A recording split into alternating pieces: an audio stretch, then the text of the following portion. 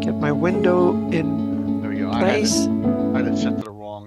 I had a meeting on Zoom. Never reset it. Yeah. Your Here you go. repurposed freighter drifts Hey, through long space. shot, JR. As you Savage, stare out Wolf, at the star-flecked Keith, what's void, up? another ship comes in. Wait, is this sci-fi? I thought we agreed on a World War II campaign. Everyone's doing well tonight. Did we? Yeah. That's cool. I can pivot. Gary will be on The a little smell late, of smoke but he'll be on. curdles in your nostrils. Hold up, Okay. I thought we were prepping for a zombie apocalypse campaign. All right, here's what we're doing. It's the year 3700. Humanity's elite fled to other planets long ago, taking with them all forms of advanced technology. Earth survivors scrape by with historic tools as weird phenomena plague abandoned nuclear sites. Witnesses report seeing glowing lights and the dead rising from their graves. And amidst the chaos, 3 strangers will meet in a dim bar. A veteran zombie slayer, a disgraced general out for revenge, and a space mercenary sent to investigate the power plants. Now describe your characters. How did you do that? I have the right tools for the job. Need the coffee. Hopefully everyone that's on is off tomorrow. If you're not, sorry to hear it.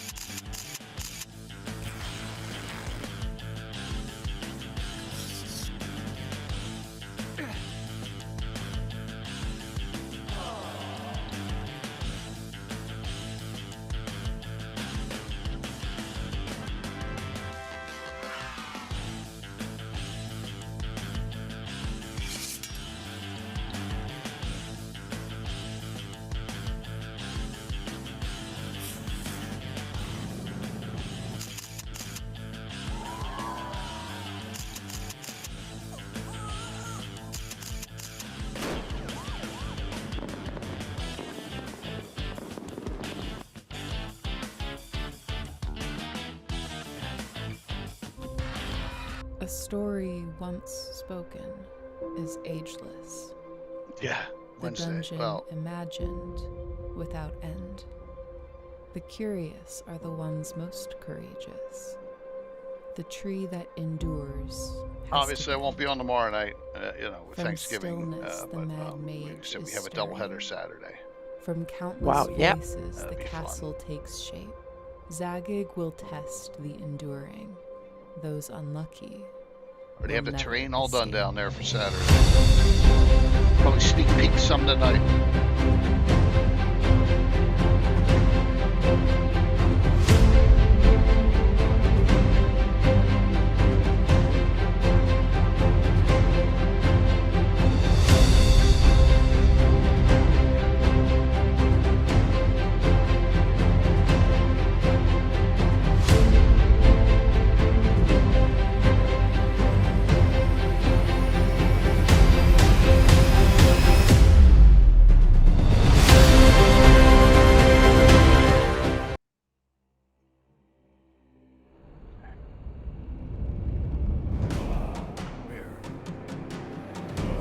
Moving right along.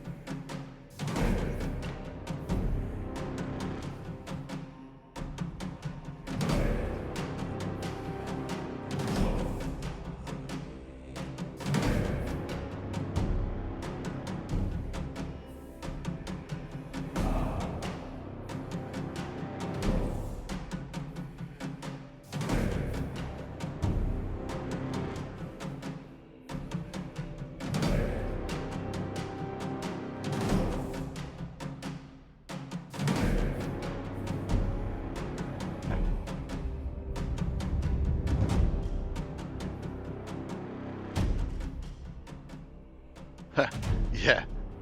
Cats love boxes. What's up, Rob? Let me go to the other one next, right here.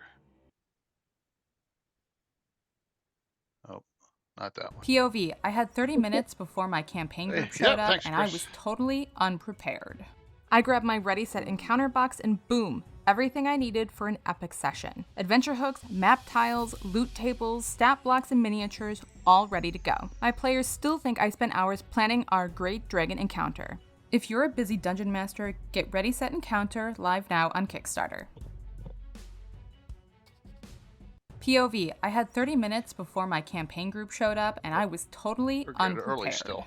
I grabbed my ready set encounter box and boom, everything I needed for an epic session. Hey, Mike. Adventure hooks, map tiles, loot tables, stat blocks, and miniatures, all ready to go. My players still think I spent hours planning our great dragon encounter. If you're a busy dungeon master, get Ready Set Encounter live now on Kickstarter.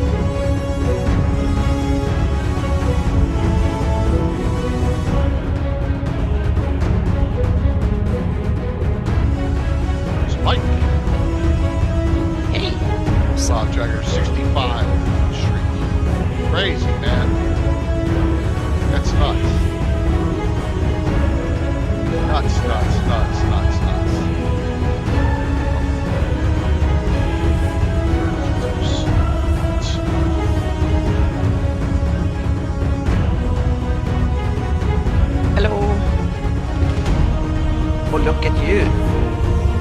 You're decked out for the evening.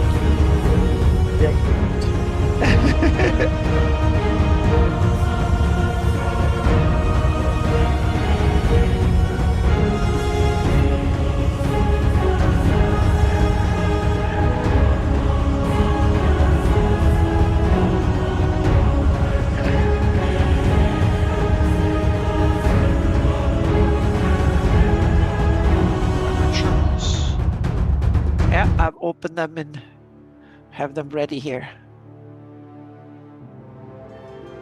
Oh, thanks, Moose.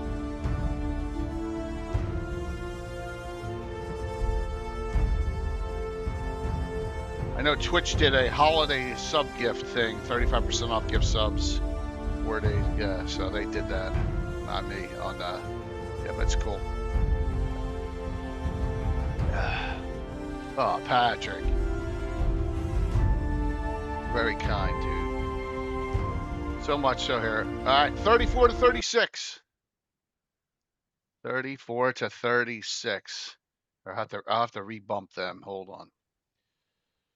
Ah, how's everyone doing? Good? I hope you're all doing good. That's good. I'm doing fine, I guess. Now that the holidays are here, let me hit these back up and make sure that this works. Oh, the holidays. The holidays, right? Ah, the holidays. Yeah. The holidays are here.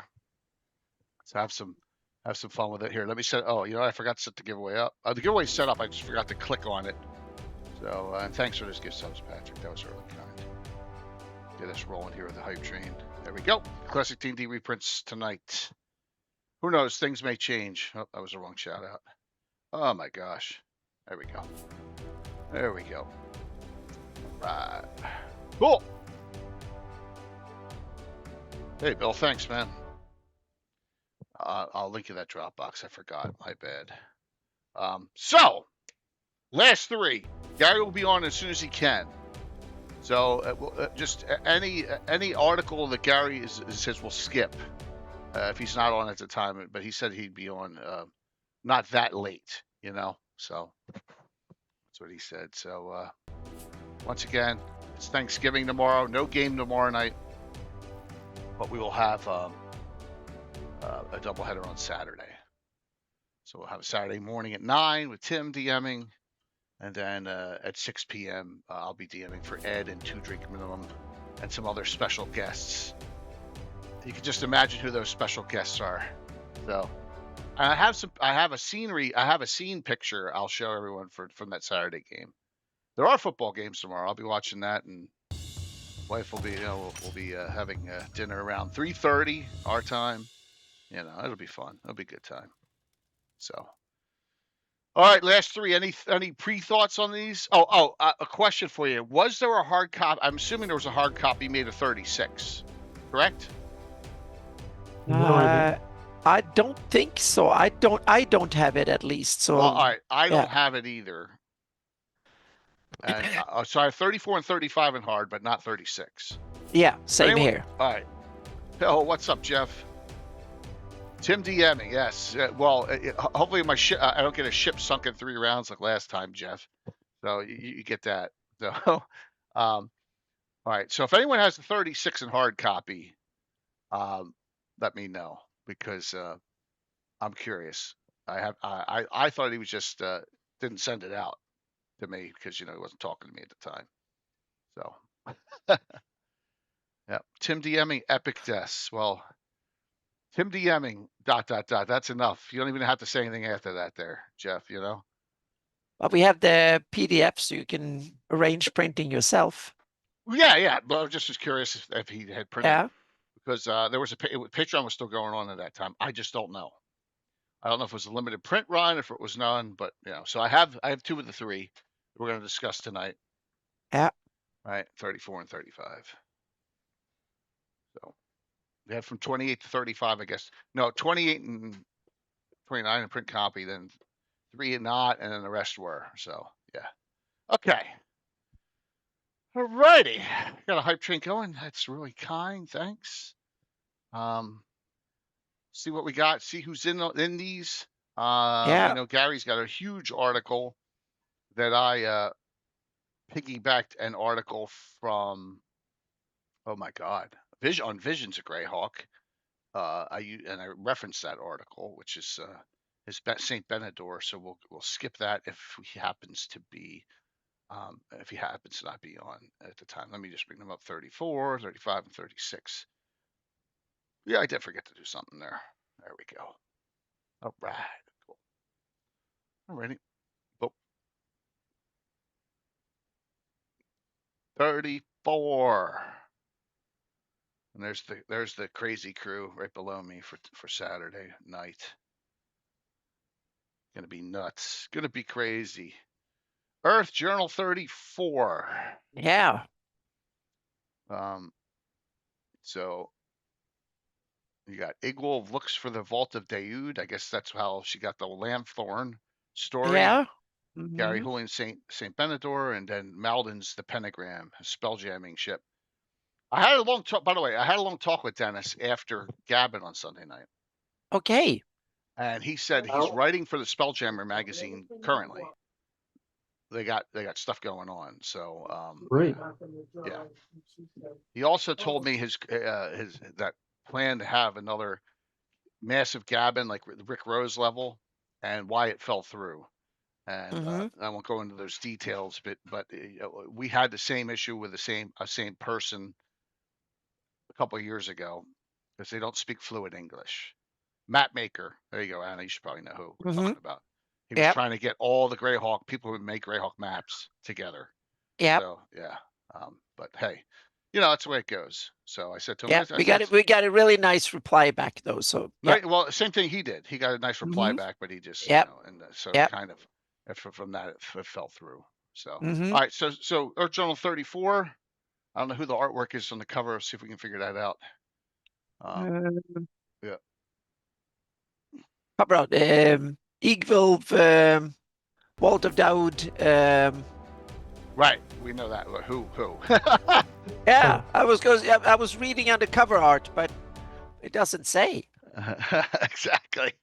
By Lady Loth Art. Okay. Oh, with a okay. link. So it's from Victoria again. Yeah. Yeah. Okay. Same as the previous one. Same as yeah. Yeah. Right. Oh yeah, they look very similar style. Really Very good. Cool. All right. Yep. Cool. All righty. Let's see. We got and contributing artist Mike Bridges, Oh, Frederica Yeah, Dross, so- and yeah, yeah. And- Well, he's and- got yeah, some let good me tell you stuff in about the here. contributing art. Yeah. and Dennis Tetro as well. Yeah. Yeah. I dumped a bunch of comic strips on Oerth Journal. Yeah. What they are is copy paste comics, is what I call them. It's the Mhm. same three panels. The artwork doesn't Right, change. but I the just bubbles. changed the bubbles. Yeah. Oh, Smart, man. okay. So I'm like, Smart. here you go. This should hold you over for the next Yep. 20 years. Yeah. Well, you might be right because there might not Yeah. be any. Yeah. Right. Hopefully you're not right, but yeah. Oh, yeah. That's a good move. All right. Mhm. So you got Amy, David Leonard. You got John Birchfield, ex Blue Box. Les is Yep. in here. Yes. Mike's in here. Tommy John Kelly, Gary Julian, Rich Diolia, Malden. You got a lot of community Mhm. regulars in this one. Yeah. So let's see what we got as we're coming along here. All right. So reimagining Yarag, the Lord. All right. So this is Amy talk. I guess she wanted to give some more history to that character because a lot of people were like, "Man, there's all these characters that have like names like Gary and Mhm. where's Quidge come from and where do they all come from?" So I Oh, guess that's that's so awesome. yeah. Um, so she got some It's a canon. good idea for an Yeah. article. Yeah. Well, she may have used them and she may have decided to use them a little bit in her campaign and wanted to flesh them out a little bit more. Yep. Right? Yeah. So it looks like that your Rag and Rigby were good friends according to this. Rigby, a priest of Bakum. Well, this will be canon for me. If Amy done it, it will be canon for me. Yeah. Mhm. Really? Oh yeah. Amy's awesome. I like her. She Okay. played in my game for 5 years, and she's awesome. Okay. I played in some of her games. Yeah. I'm in a game every other Monday with her for like the last 4 years. Yeah, Nice. she's awesome. Yeah. Yeah. Okay. All right. So yeah, it gives you some background. Let's see. Mhm. Ag became disillusioned. So it I sounds like might disagree with the detail here and there, but that's about it, I well, think.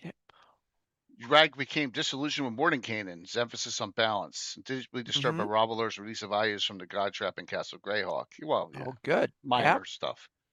Yeah. Okay. Alrighty. Modus operandi is known to be a zealous assistant of his longtime patron Rigby. However, he continues his long association with the Temple of Bakum, also known worship to his adopted father Zagig. For reasons not entirely clear, is aging due to drinking multiple potions of longevity. Well, that's the way to do it, right? Mhm. It's absolutely. Oh, I keep on hitting that instead of this for the giveaway. I do it every time. It's like, what the heck? All right.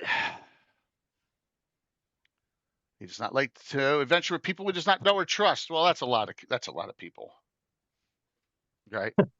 Yeah, And apparently he wasn't wrong. yeah. Those, yep. What happens to him? I think he just kind of goes into obscurity and Yeah, like that's exactly. hangs out with some girlfriend and Oh, like he chooses the girlfriend over adventuring. yeah, Oh Mhm. no. that's my guess. Yeah. Oh man. It's a classic. Yeah. Mhm. What is that? Is, is that Uh, fifth edition or is that her I was heroic? What is? I was thinking first. I thought it was her heroic, but yeah, maybe it is. It's Yeah. got 184 hit Oh, points. it looks very D&D-ish to me. Yeah. 18. When was this published? Background folk hero stuff. This looks 5e. Yep. This Uh, looks 5e that's right. because We Wow. forgot to tell yeah, what date this one was. yeah, it looks Autumn of 5e. 2020. Oh, So definitely 5e then. definitely 5e. Huh. Yep. Yeah, it looks 5e. Oh yeah, that's 20. very few He got 5e Yokoed. Yeah, exactly. That's funny. Yokoed. Wow. Well, I guess you need that many hit points, right? That's It's a lot. 5e. Lots of hit Yeah. points. Times. Many magic items. He mentions his mention of Mark Castle's yes, he routinely came with great wealth from dungeon delving. Okay. Hey, one person's interpretation of where he should be at that level, right? All good. All good. We've all tweaked and done stuff with published source characters, or at least I have had to. And you're right. This one qualifies as one that it's pretty obscure. It's not like she's messing with Mordenkainen, right? No, she kind of adds to lore more than messing with Yeah, it. exactly. Exactly. I'm gonna have to ask Amy about this article because Yeah. I'm not aware that she played 5e or anything like that. I know she runs Hero System. Yeah. Right. But she played in various other games too. And so, Yes. yeah. Maybe just wanted to do one because the hero system. How many people play that?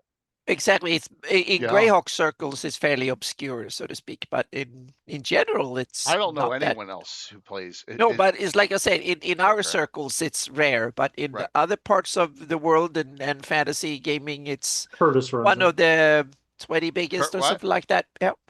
Curtis's Champions game is that system. Oh, really? I didn't know that. It's the same thing. Really? All 6-sided dice? I believe so. Oh, wow. I did not know that.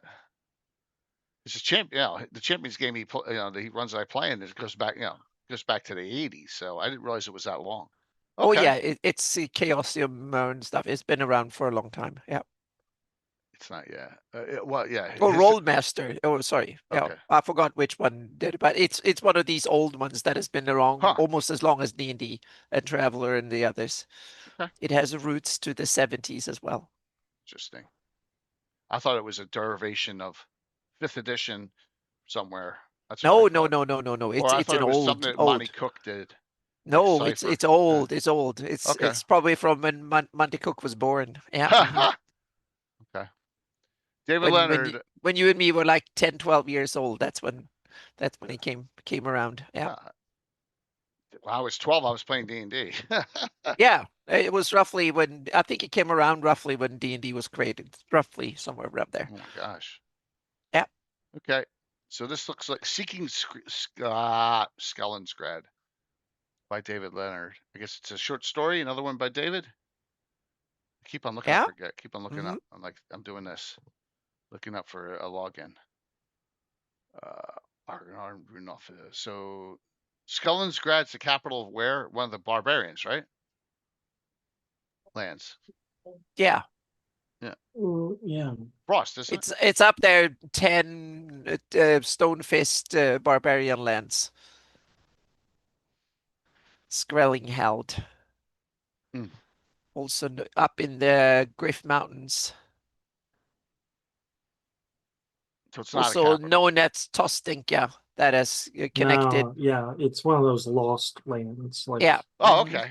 All It's lost plant not- stuff. yeah, it's not a capital. Yeah, Charaptis and the gnomes were involved. Yeah. Oh God, really? Oh yeah, he raided it and kind of, yeah, he Okay. conquered it and yeah, it was part of that ancient Flan back history back in the day. But Charaptis was shoehorned into it, and his gnome bodyguards or whatever it was, those poor gnomes, always villains in all those old stories. I'm not sure I buy that completely, but we'll see. Why not? Oh, the gnomes always look too cute to me to be that evil, but that might be a ruse. Yeah. I think gnomes have a dark, dark side to them a lot. Ooh, yeah. Now you started like salmon elves. I mean, that's funny. Look at the gnomes in the gnomes that are in the place with the priest, the dwarven priest of Hexter, right? Yeah, the White adventures that Wyverning. pop in a couple of evil gnomes here and there, but yeah. In Tim's world, in Tim's Wilderlands version of his, most gnomes are evil. Okay. Yeah, he always thought that they were evil too. So yeah. Well, in my Pearland campaign yesterday, they encountered some gnomes that turned out to be Spriggans, Well, which are definitely evil. That's the perfect one. So, you won't trust gnomes, but you love your elves. Yes, I do. I love my elves. I love my Slovenian elves.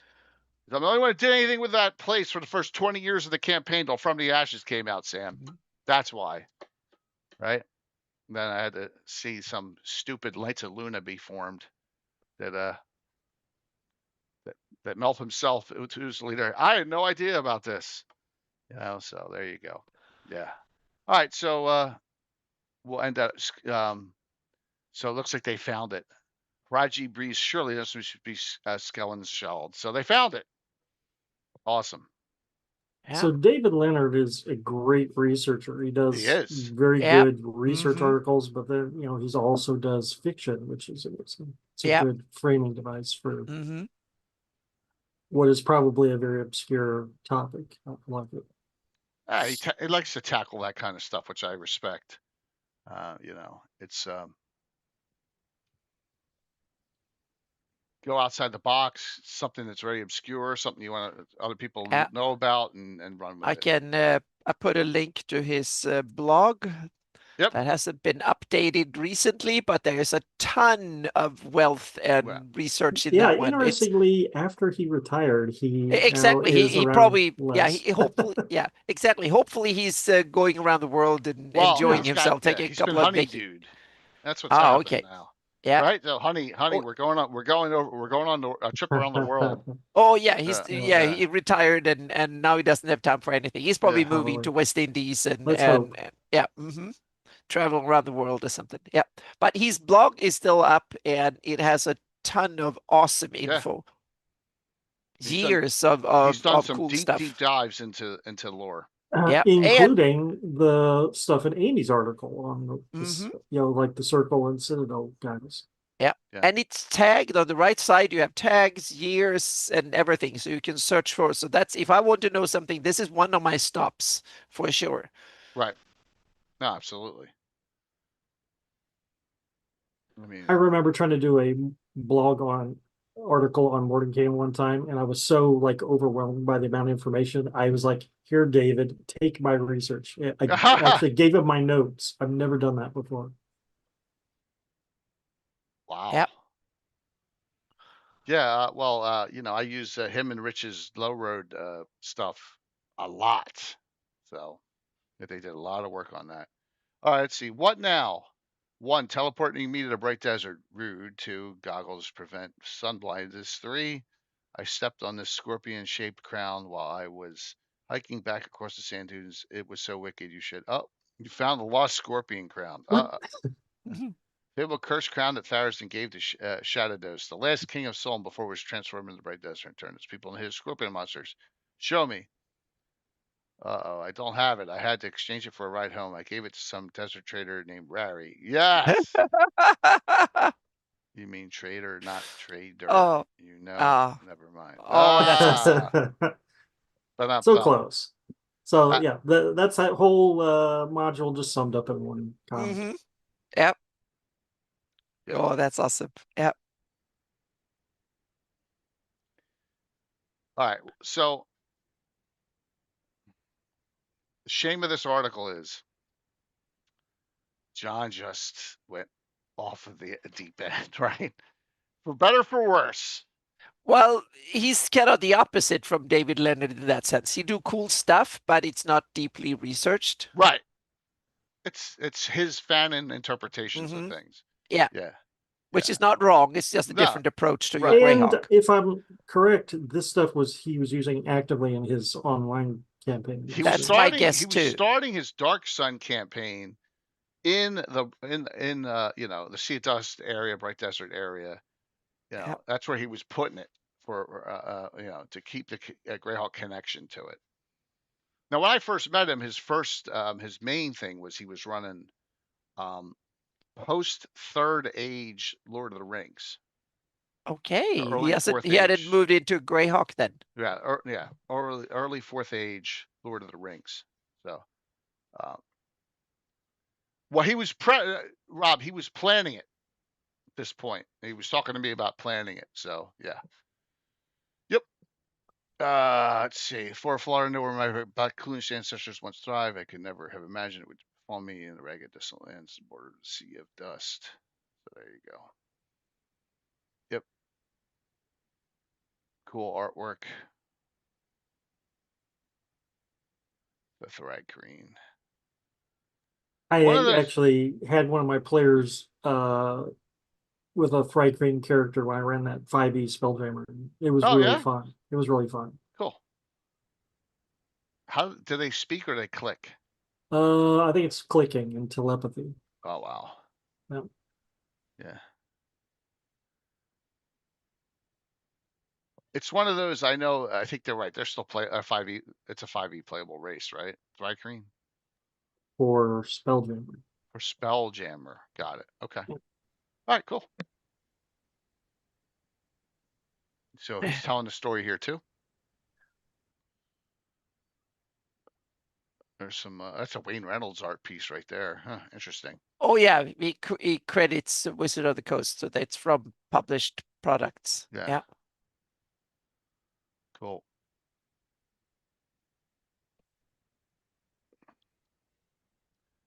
Yep. More Thrycreen artwork.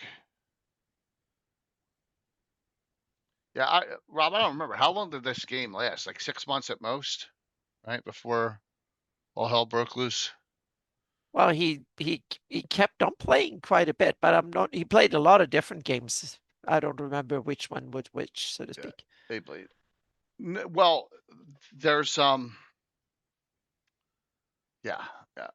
It just he had the pirate one going. He had he had the Hamlet one, then he had an Altamira one. Okay, yeah, they had that too. Right? And that Yep. and then he was gonna do that one and have the Dark Sun one, and then Yep. All right. Ecology of the Thrycreen of Earth. This is Christoph. So it kind of ties into the like a Blue Box follow-up one. Yep. Yep. Yep. So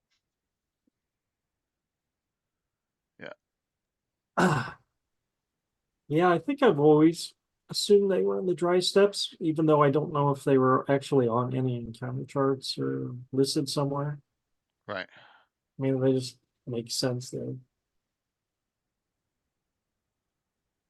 Sea dust. Are they anyway related to ankegs, or are they completely different things? Well, that's an interesting thought. That would be like saying They just happen to look us insectoid, both of them. are like 2 generations removed from gorilla. Yeah. So they're like the Thanks, Dill. same family of creatures, but very different. Yeah. Well, yeah. One's bipedal and the other's Yeah, definitely they're a large insectoids. chitinous creature. Yeah. Yeah. So yeah, he's talking about and they're I never used them. they're in the monster manuals, original first edition. Oh yeah, I remember. I Compendium. never paid any closer attention to them. So in my games so far. I'm sorry, my brain is just turned off.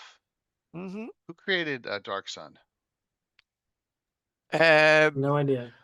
Brom did the art, but who created it? But I don't think I've ever known that. I don't know. I need to see. Because when I always think of Keith Baker, I go there and oh no, he's Eberron.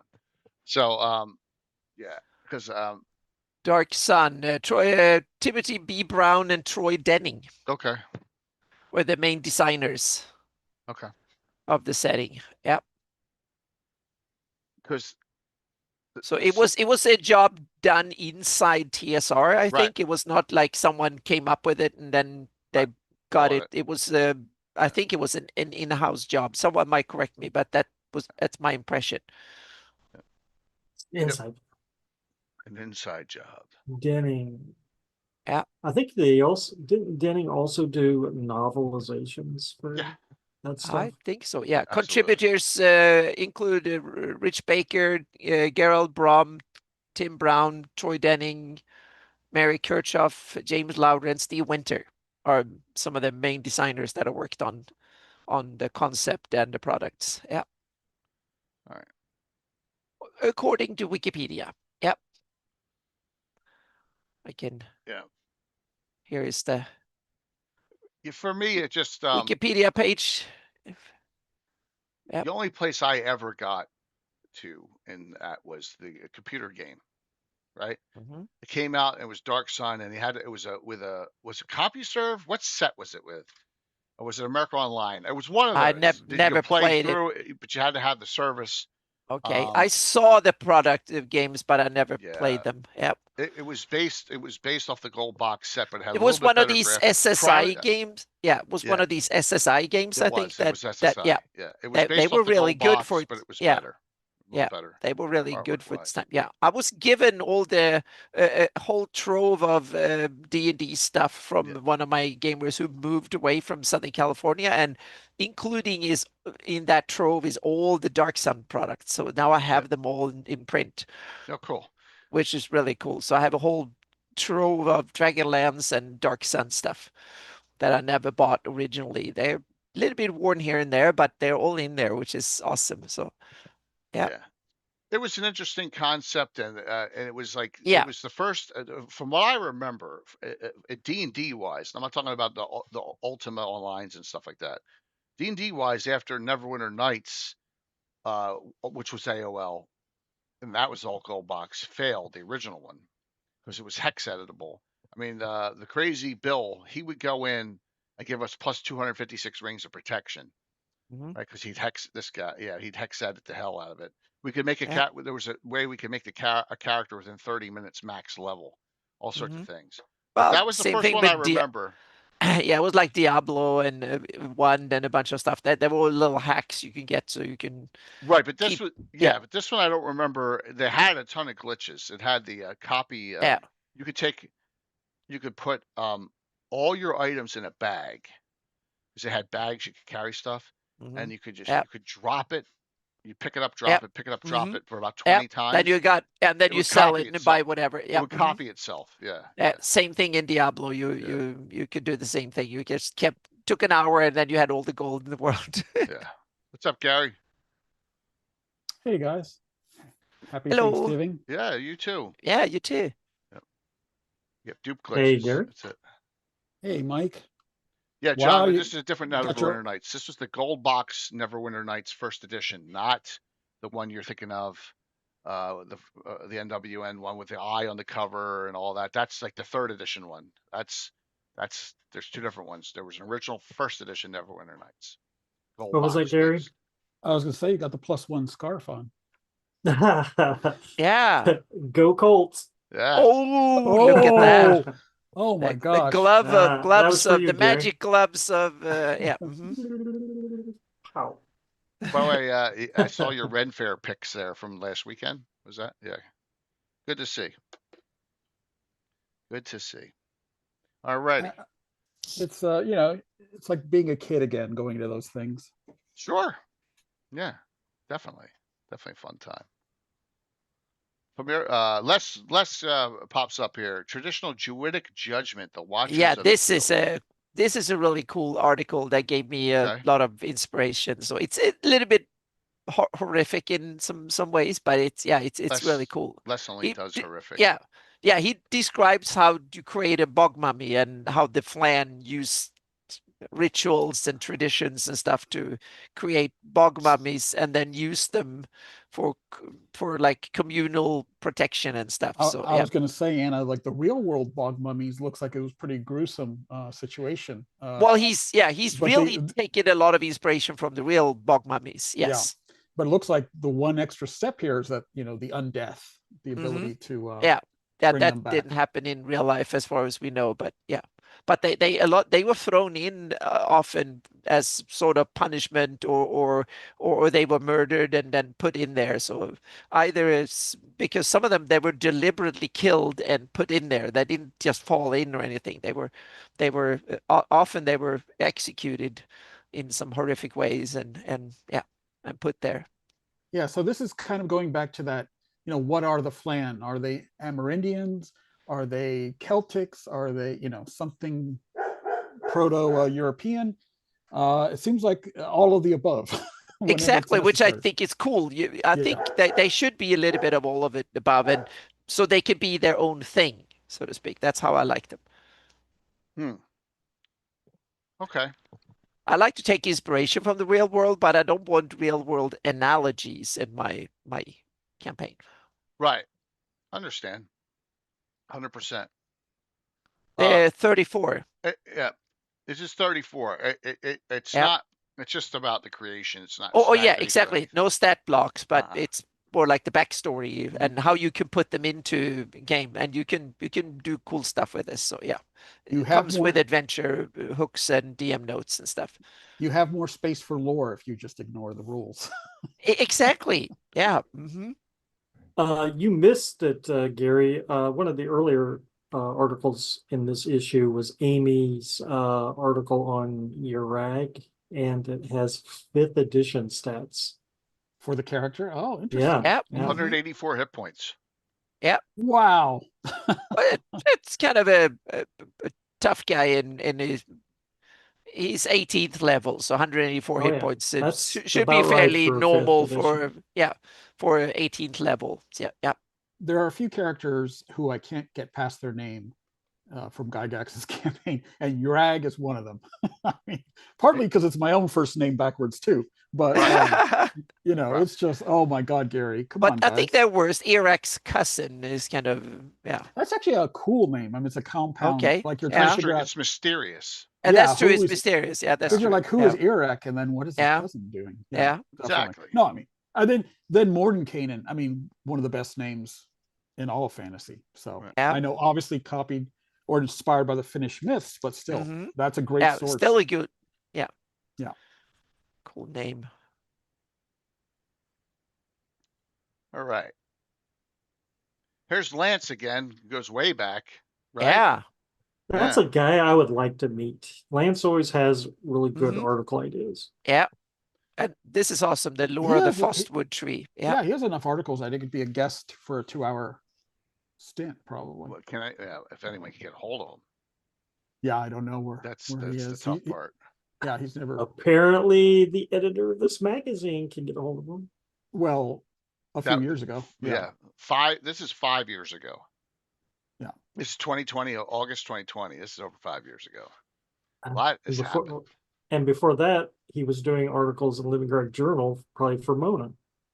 Yes, yes. I have a message into Mona for something else. So I will if he responds, I'll ask him if he has talked to him in the last 5 to 10 years. And see what he says. Oh wait, he does have, wait a minute. This is Lance.com. Greg Let Vaughn. me just see if this goes where this goes to. All right, here we go. These tiers He had for a blog, hire. yeah. So this goes to his website. What's the last post? It's just, what is this anyway? Is it poetry, reviews, RPG, beekeeping? All this stuff, articles Yeah. commissioned by Watsy 2006. Contact. Oh, he's on Facebook, maybe LinkedIn. So, well, it's there. Mm-hmm. It's Lance, Greg Vaughn, Stephen Greer. There's a few guys that we haven't spoken to and have multiple pieces that they could talk about. there. Yeah, absolutely. Like I said, I'll have anyone on who has, something to discuss. How about GREYHAWK? Yeah, more than often. But if I had someone like Eric Boyd wanted to come on and talk about how he created the specialty priest of Sharis for that 2 hours, I'd let him talk, right? Sure. Well, that's a Gavin. Exactly. Yeah. I'd love to have him. Yeah. So we Eric got Boyd talk about how he does stuff is always awesome. Yeah. yeah, two stuff. There's room beyond, but you're right. One of the things I always thought was really cool about GREYHAWK was that Gary invented some trees that didn't exist in the real world. Mm-hmm. Like And the tree. Frostwood. Yeah. Yeah, exactly. And just the idea of these trees is so cool. Mm-hmm. Yeah. So this is from the unpublished Trees of the Flanish by Kenelgen the Spry Sage and Dendrology. He may have had this article Nice. earlier and he couldn't use it. Right? Yes, or that could be a fake attribution, which is Oh yeah, but the it's one of idea. these in campaign. So Exactly. that's the volume you should go and ask for. Your character should go and ask for it if they want to know. And if it doesn't exist, Anna, we need to fill it in. We need to Oh yeah. I every time I encounter stuff like this, I keep a list of all the books that I've encountered, and yeah, Mike wrote an article with like 30 of them or something like that, and I put them in my list. So I probably have like 100 volumes now or something with credits and stuff. So I didn't know this. Nothing made from Frostwood is permanent. I was reading that too. Oh, I didn't know that. Yeah, so you make it, and it's only going to last a certain amount of time, and it's going to fall apart. Well, That's yeah. I mean, That's it's oh, it's pseudoscientific in the sense that if you want to, have conservation of matter and energy, well, if it's expending energy in this glow, it has yeah. to consume its matter. Mm-hmm. That sounded like someone from MIT there. That does sound like someone. That was awesome. That's good. It's also cool gaming purpose because you can use it for like secret messages that disappear after a while and stuff like that. So yeah. I don't know if it's that fast. Well, it depends on the time scale here. Yeah. Yeah. Yeah, like if you made a staff or a wand or something out of Fosswood, would it last your gaming career, or would it be much faster than that? Yep. Dale's asking, are you recording your GIS session? It's during a game night. I'm not sure. I was thinking doing more of them, but I'm also thinking about doing Friday streams and have for the public, so to speak. But we'll see. First of all, I need permission from everybody involved if I'm going to record them too. But that's definitely a possibility. I'll look into it. Oh boy. Yep. But there will be more of them. So don't worry if you missed the first one. There will definitely be more of them. Yep. Now that's an intriguing idea there, that animals who consume Fosswood might actually attribute some of the glow and the glow and the other benefits of it. Yeah. I'm just looking here. Yeah. So there are magic items made from it, but who knows how long it's going to last, right? Right. I do like a figurine of Wondrous Power. Like, how often does anyone come up with their own figurines? Yeah. Yeah. And I had written an idea with Carlos, where a lot of the ones that are being found around dungeons and stuff were actually created by Queen Alyssa's kingdom. Oh, because they were popular back then. So that makes sense. Yeah. The Nightingale being like a super duper figurine of Wondrous Power. Well, that makes sense. All right. Wand of Bright Decay. 3 charges. The target begins to decay like Fosswood in its final days. Oh. Oof. Oh, it's like a mummy rot. Oh, that's well, nice idea. Yeah. I have something that does mummy rot effect too, but it's much more. I'll get banned for 30 days for talking about it. So okay, then we should not talk about it. Yep. Yeah. We don't want that. No, it was by a necromancer Lich King guy outside of Harby. In that area I have the what do they call it?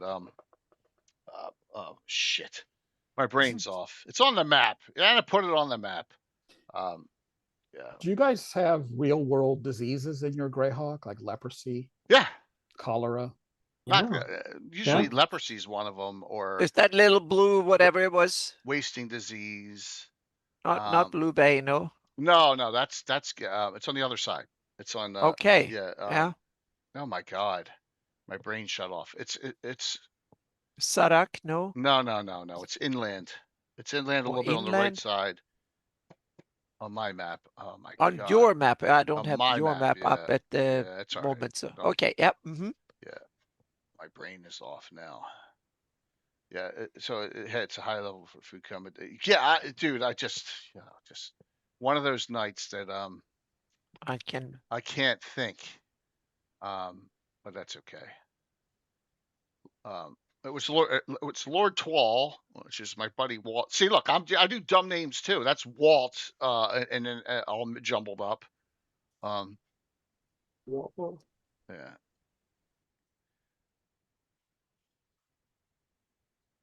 There, that's gonna drive me crazy. There, Gravemore, right there, the Gravemore, and the Gravemore, okay. right there. Yep. Yeah, that's what. Yep. That area. There you go. All right, put that down. Yeah, and it was an appendage on a person, which is the equivalent of horse's mane. A critical hit you, it could rot a limb off. There you go. So think about that. There you go. All right. So Fergus Matramand, captain of the Green Jerkins style mare, Paul Harridge. Paul's done a couple before. I don't anyone I don't know what the reference to this is. No, What- me neither. Yeah. Right? Well, no, what Stalmare a ship? Stelmare is, hang on a second. Stelmare is No. somewhere. It's a place. Now I need to remember where the heck it is. Is it Stelmare. Ferrandi? That might be. I think No, it's got to be it's got to be on hang the on a water. second. It's got to be a I water need to. base. Yeah, hang on a I want to second. say it's not Southern Nyron, one of those towns down there, is it? All right. The Green Jerkins, which is a ranger group. Captain of the Green Jerkins, maybe not. It's not a ship. Oh my God, my Stelmare. brain is off tonight. I'm looking in the index here, so I will find it in This is a what little bit. happens when you work all week and you work so much to get done everything, and then there's nothing left, right? Your brain is toast. Now I don't have to worry about anything till next Monday, but still. So yeah. Summer's a small river port in the northern gnarly forest. Good job there, Mike. It serves as a base for the fear-hunting Green Jerkins, a band of rangers who patrol that area of the forest. Okay. Where's the Green Jerkins mentioned, Dale? Do you know? Outside of this, are they third edition Living Greyhawk, or are they? I don't know. Heck? I don't know any of the Green Jerkins in second edition. Anna, is this not on your map? It is on my map, but in the index it doesn't have which maps it's on in the atlas. So now I have to find it. I know it's on the map because I know I placed it. But now top of my head, I have no idea where it is. Northern Gnarly, right? I don't see it in mine. I mean, that would be close to Dunbar's then. There it is. There we go. Okay, perfect. Yep. So it's yeah. All right. So it's north of Verbal. Oh yeah. Now I. Why Gold the heck Town. did I know? It's in Furundi Bobonk border on the Artonsamai River. Okay. Yep. Okay. So it is on the river. All right. Yep, it's on the river, and it's Velverdiva. Sorry. Yep. So it's a big river, so you can probably sail there from Nerdiv, so with a fairly big boat. Okay. Fergus. She's a ranger 10th now at this point. 54, 5'8". Got some good stats there. These look like 5th edition stats, I'm assuming. Yeah. Yeah, more 5e. Spell slots, spells. I'm not 100% sure, but I think if you use FCP, you have to do 5e stats. So it's possible that FCP? What's FCP? Fan content. See, I should I should know that abbreviation, but yeah. So Gary, at least 4 years ago. Maybe not soon. Maybe not in 2026. No, I don't think it's tied to edition. I don't think it. When I read it, I don't think it mentioned edition at all. It just mentioned D&D. Are you sure it didn't say that if you're publishing rules in the fan content? Well, if you're publishing on DM's Guild, you have to do 5th edition. Oh yeah, but DM's Guild is a completely different beast. Had nothing to do with fan creation policy. No, fan content policy, you don't, or I'd be in a lot of trouble, Gary, because I don't use any 5th edition, right? But use fan creation policy talks about D&D and Wizard of the Coast property.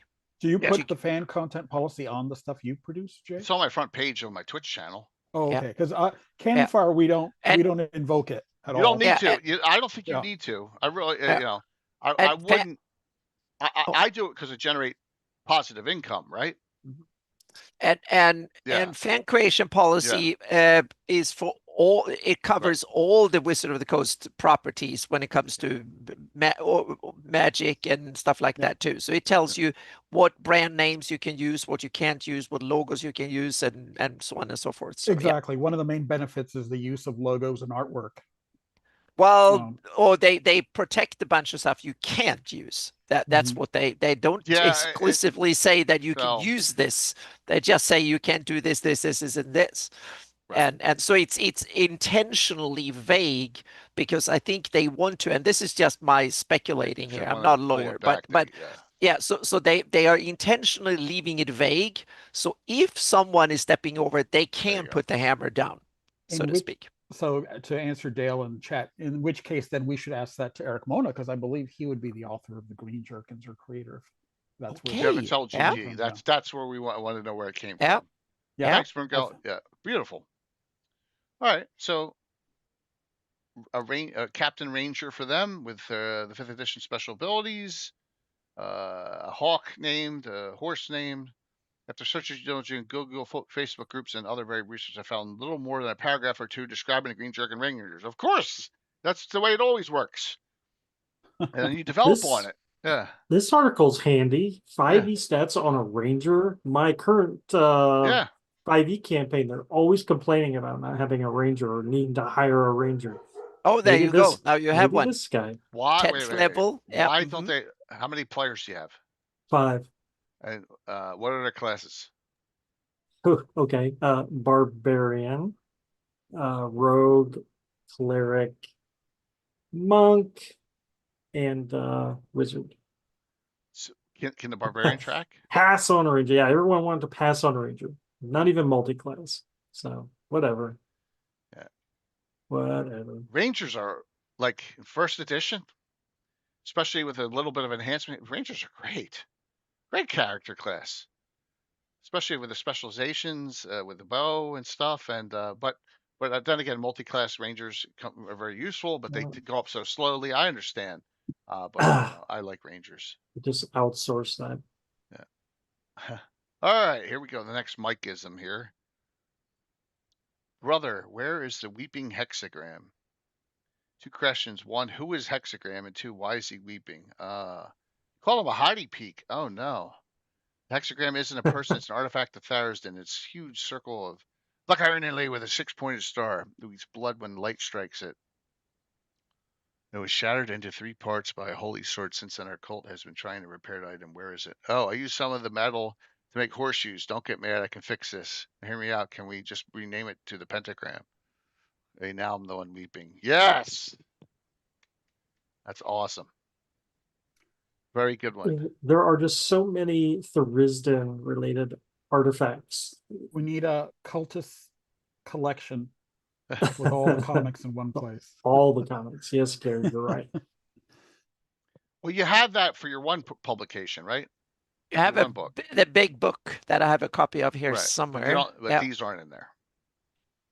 Yeah. Well, that's the original series of GREYHAWK comics are all in there. Right. A cultist collection would be pretty. Oh yeah, now you need to do it. At least a PDF. You need to put them all in a PDF and one for PDF for each series, meaning you have the other series too. Yeah, he has to do the Gods series. Book. Oh yeah. Every series need a PDF with all of them in there. Oh yes. Yep. Mike, at your own leisure. Moving on. Exactly. We need a Brewfest comic for tomorrow, stat. Yes. Exactly. Yep. Default to dude equal negotiates for information. Okay. Tell me this will link. This will work. This link. Yep. Oh, look, my favorite right there. Oh my God, he got it hardbacked. Nice. Oh, that's amazing. That looks cool. Is that available to order somewhere? He said printed 3 copies through lulu.com just because. Oh, there you go. Yep. Oh, I'll talk to him and see. I'll see if I can get one. Yeah. Hey, you remember when I'm sure he's bribable. Yeah. Remember when I did a 24-hour stream based on all your writings? Yeah. Well, yeah. That'd be cool. All right. This has got to be a story. And this was this was fiction about Igwilf in the Vault of Daud's Lanthorn. So yeah. Absolutely. I hope none of my players read this. I thought you guys were past this. Yeah, we're past. We're way past it. Did they get the Did they get the Lanthorn? Yeah. What did they do with it? Yeah, they gave it back to Kit. Wow. That's the right thing to do. Were you shocked? What about the Necronomicon? Since when do adventurers do the right thing? No, they did not find that, Jay. Oh, they didn't? Yeah, that was in another castle. Oh. Damn. The Demonomicon. Yeah. Yeah, the Necronomicon of Igwolf is supposedly there too. And did they get? What about the Prison of Zagig? Nope. Oh, Just they were just there for a lantern. They got And nothing.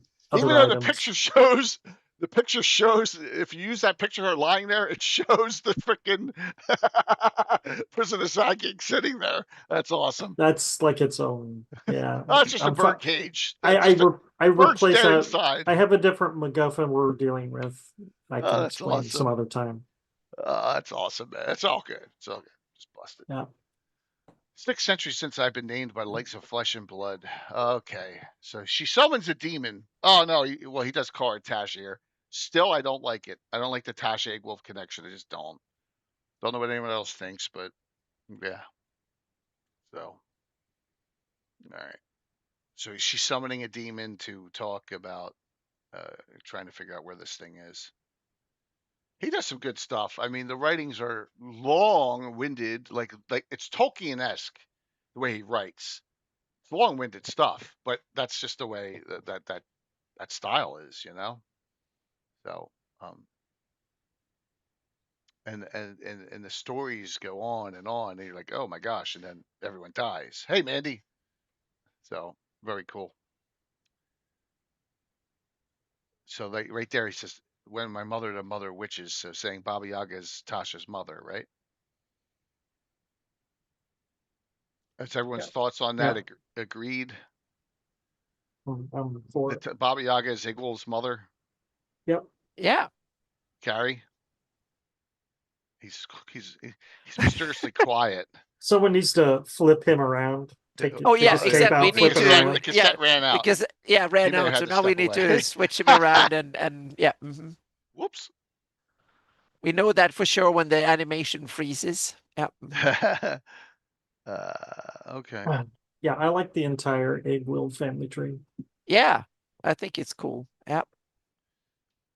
I know Carlos has an adventure where he has, all three of the daughters of Yeah. Baba Yaga in it. So Got a article in one of the late dragons on Igwolf that talks about her origins and stuff. Yeah. Oh, okay. Yeah. Very cool. All right.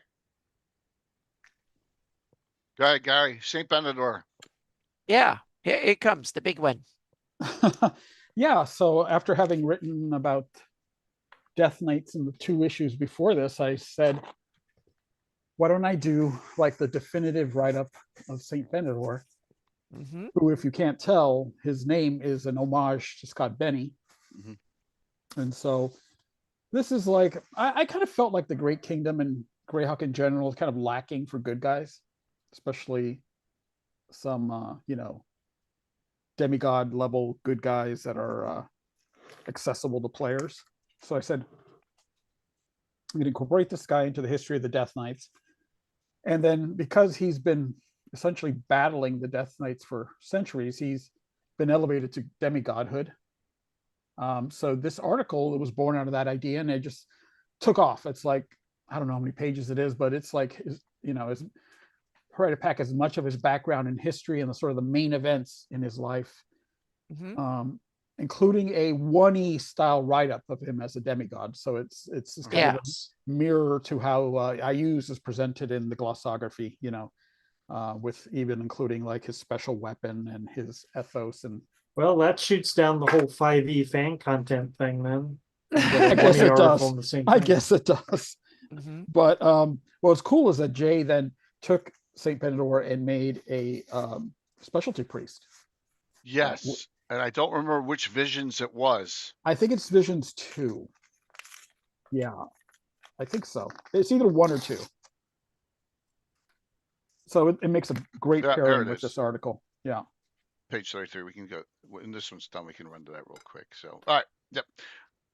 And please note, you will see some of this writing, not exact, but close to it, in 2026 in another book. With Gary's permission, of course, already given, right? Yes. So we're excited about that.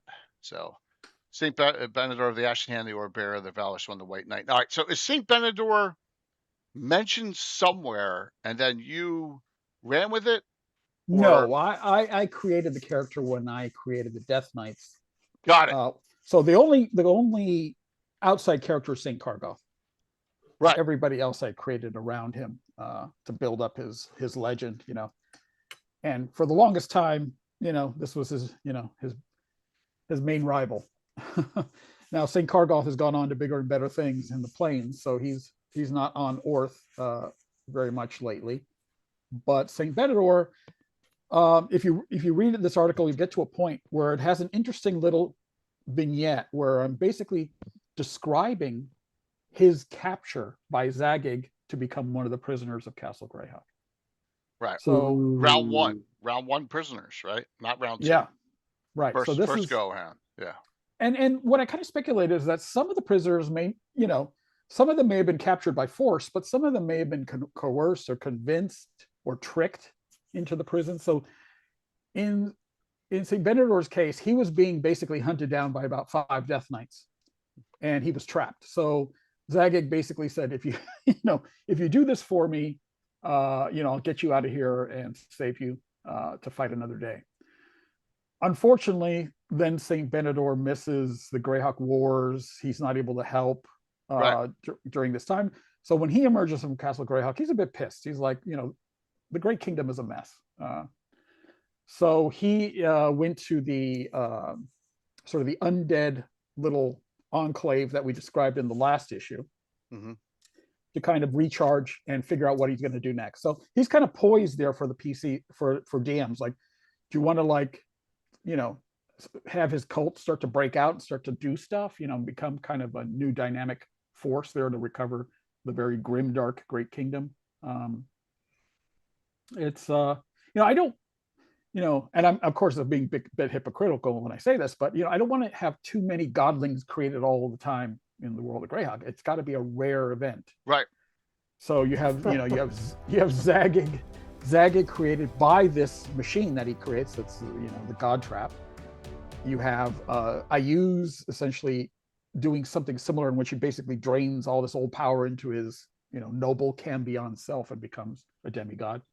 But others like Rudd and Zuokin, I mean, they're centuries old. They're like back towards the time of the migrations and the time of the Twin Cataclysms. So you don't have too many. If there's someone that might be a demigod soon, I think it's Kellenin.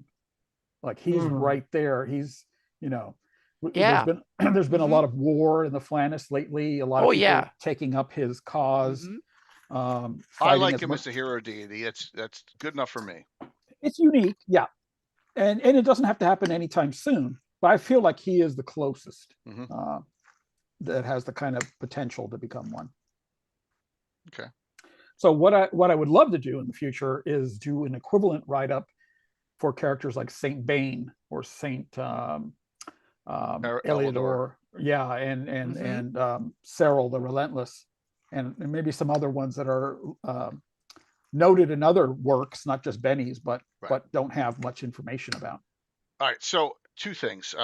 Sunday night, we did Monsters, Gary, and I did the Rakshasa article that Saint Benny that Scott Benny did. Nice. That. Yeah, give him a little ode there. 2, for me in my game, even though it's not going to happen, but the most any player could ever go to would be to Saint status. That's it. I'm never going to go beyond that, right? Ever. Not that it's going to happen, but I'm just saying, no God status. The Saint would be. What are your thoughts? Saint Fritz. Yep. Yeah, I mean, I think there's a difference between what a DM decides for NPCs, right, and what a DM decides for his characters. Right. I think, especially in 1E, 2E, I mean, characters don't advance that fast. Right. Yeah. And when you look at the the list of the rulers and their levels, I mean, 20th is almost like skyscraper level. I mean, that's just the top. No. Yeah. Agreed. And to become something like a quasi deity, you almost have to get to 20th and then become 15th in some other discipline and then 12th in another thing. So you're like this, polymath. And It's then insanity. and then even then you might have to like explore the planes and discover different energies and how to manipulate them in order to It's become them. crazy. So Yeah, I agree. So even the ones that we know from Gygax's write-ups, like Merlin and what's the guy with the curative balm ointment, Keotom, guys like that are already like 3 centuries old in the campaign now. So they're quasi days, but it took them like 3 centuries. Your PCs are not gonna, it's not gonna happen. No. Anytime No. soon. So 45 years of gaming, it's not even close. No one. I never had a character reach 18th level in 1E, 2E. So one straight halfling thief. Which has, an halfling advantage. Thieves go up very quick, right? Yes. Yeah. So, but yeah, the idea is that this is the character, this is the god for people who are suffering under the weight of the Great Kingdom, whether that's the Ivids or the Death Knights or the Animuses. This is like a god of underdogs. So yeah, mostly of course east side of the map, but has definitely bled into the west side too. So here's a story on he's bled in the west side. I made sure of that. I wanted to, because got some worshippers in Altamira. In 504, after many furtive attempts, St. Bernard was tracked to the Gaul Cliffs. Well, that's the west side of the map, isn't it? Yes, right on the edge. Yep, by no less than 5 of the Death Knights, all on horseback. You even named them. So, oh yeah, they're all named. Yeah. The villains were led by St. Carga. I'm suddenly getting this vision of the Nazgul all like chasing. Oh my gosh, yes, Mike. That's definitely a good. Very cool. Yeah, he was hunting them for a couple centuries, and then they started hunting him as he lost alliances in the Great Kingdom. And got older too, right? Yes. So yeah. So he's a follower of Pelor, or Pelor at least is the one who raised him up to sainthood. Okay. And in that way, he's different than Heronius. Heronius is as much about appearance and propriety as he is about that's right. helping good people. And it's all little variations, right? The followers of Foltus are a little more strict about the rules. The followers of Pelor are a little more caring about the suffering of humanity. In many ways, they are almost like little variations of the different Protestant denominations of Europe. They have different emphasis. You got Calvinists, Baptists, and so St. Cuthbert reminds me of my Catholic school nuns. I liked it right off the bat just because I love that. I always think there's holes in Greyhawk deities. Maybe that's just because I'm not using all the Backloonish ones or whatever, but like that's why I brought Red Knight in. So 100 is not enough. But I think there's a schism in Greyhawk fandom DMs. Yeah. There's definitely the DMs who feel like there's too many gods and they want to contract. Right. Mm-hmm. And then there's DMs who feel like, oh, there's not enough gods. It's how you use religion in your game. I think that's the big part. Meaning you might have use for one or a couple of gods, or you want hundreds, or somewhere in between. Well, there aren't hundreds in my game because I don't use, like, I have 43 or 44 specialty priests, right? And that includes demi-human ones. But there's other gods, right? But there's gods I don't use Alatur. I know nothing about Alatur. There's a lot, like Telcher. I don't use that. There's a lot of gods. Most of them I don't use either, but they're in my campaign, but I don't use them that actively, so to speak. That's the problem with polytheistic stuff, mythology. Once you have a god of war, you gotta have a god of peace. You gotta have a god of sun. You gotta have a god of night. Well, yeah, there's a lot of symmetry. Spins out. A lot of symmetry. Yeah. But I would say that if you looked at the real world, I mean, there's way more than hundreds of gods. Oh yeah. Even just within Europe, there's thousands of gods. And I think we have a hard time because we live in a culture that is so monotheistic, meaning there's one God, and we've lived for like 1,000 years in a culture that has been under one God, and you should have Right. no other gods, and blah blah. So the culture is so different. So it's like a completely different mindset. If you're from India, it will be perfectly normal, so to speak. And so that's the difference. You have to think differently. It's a cultural, it's You're different way of thinking about religion as a whole, so to you're speak, and absolutely right. spirituality. You're absolutely right, Anna, because this is more like the Thanks, Megan. Greco-Roman world than it Yeah. is Or the the Christian world. old Norse world, and Yeah. yeah, the world before these mega religions that dominates most of the world today. I Not mean, all of it by far, when but a lot of it. When Greyhawk says that Cuthbert and Foltest are at loggerheads, it's not a matter of just a philosophical debate. There really are two gods. So when you're on one side or the other, you have to Yeah. respect the fact that the other side does have a god and can smite you, Right. if you cross the line. So Yeah. it's definitely a different kind of way of thinking. Yeah. And But I think most people on the planet, I think it's actually unusual to be monotheistic, to follow just one god, even if you admit the existence of others. I think Meaning, most it's yeah, also most for people rule purposes. That's all. most people are polytheistic. They offer to the god of winter in winter. They offer to the god of summer in summer. They offer Neril what he is owed when someone dies in the family. Yeah. I think that's how most people in the Flannis. Yeah, Zil just needs your donation for a larger temple. Yeah. yeah, That's the and hat. also a lot of them are probably not seen by. Take Siltius as a perfect example. By the everyday person who lives in Karlstrand or somewhere where it's actually run by Siltius priests to a large degree. I don't Right. think they even worship Siltius. I have no idea about that. But Siltius is the ones that do worship, and he's more like the business consultant. He's like the oracle that business people used to, and they go and worship. The normal people just go to the market. Yeah. And then there's the idea is that you want you purchase things from the market, and then you give like a tip to Siltius or to the market, so to speak. They might not even mention Siltius. I think a lot of these temples may have like an express lane, Yeah, sort of an yeah. outer altar where you come to just donate. But then if you're really steeped in that particular god, you're going to go into the inner mysteries and know a lot more. What I wanted to come to was like it's some gods are all about spirituality. Some of them are all practicalities. It's all like Siltius.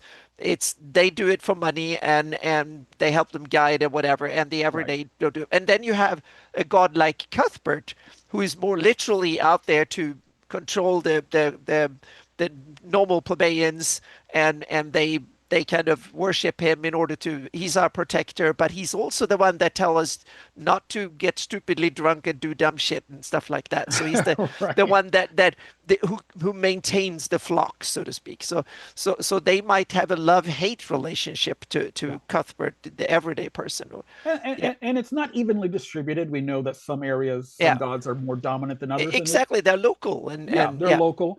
Yeah. In that way, I mean, I don't think any city, even city of Greyhawk, has a shrine or a temple to every single god. But no, you can't. That's what makes, for instance, the city of Inspa so interesting, because it does have temples to 100 gods. That's good. Yeah, and that might be their idea in order to lure people there. Is their tourist idea? So we build a chapel for everyone, and we make sure we have someone who can guide you there, and because they pay taxes, and so it's the income for the city. It's their thing, so to speak. If you do the temple run, you get a T-shirt. Yeah, exactly. Yep. All right, so here's a priest of St. Benedor in my campaign. This is Rachel from Marquee Gaming's. Nice. Look, even burned her hand. Wow, I just noticed that. Yeah. And who drew this? Rachel did. She comes on as pip art when she comes in the chat. You'll see I like her. it. It's really cool. Rachel from Marquee, and her husband has Solus. He's a druid bounty hunter mage, and so in this picture that she did for me, there's blessed Costro bolt to slay Rakshasa. So there you go.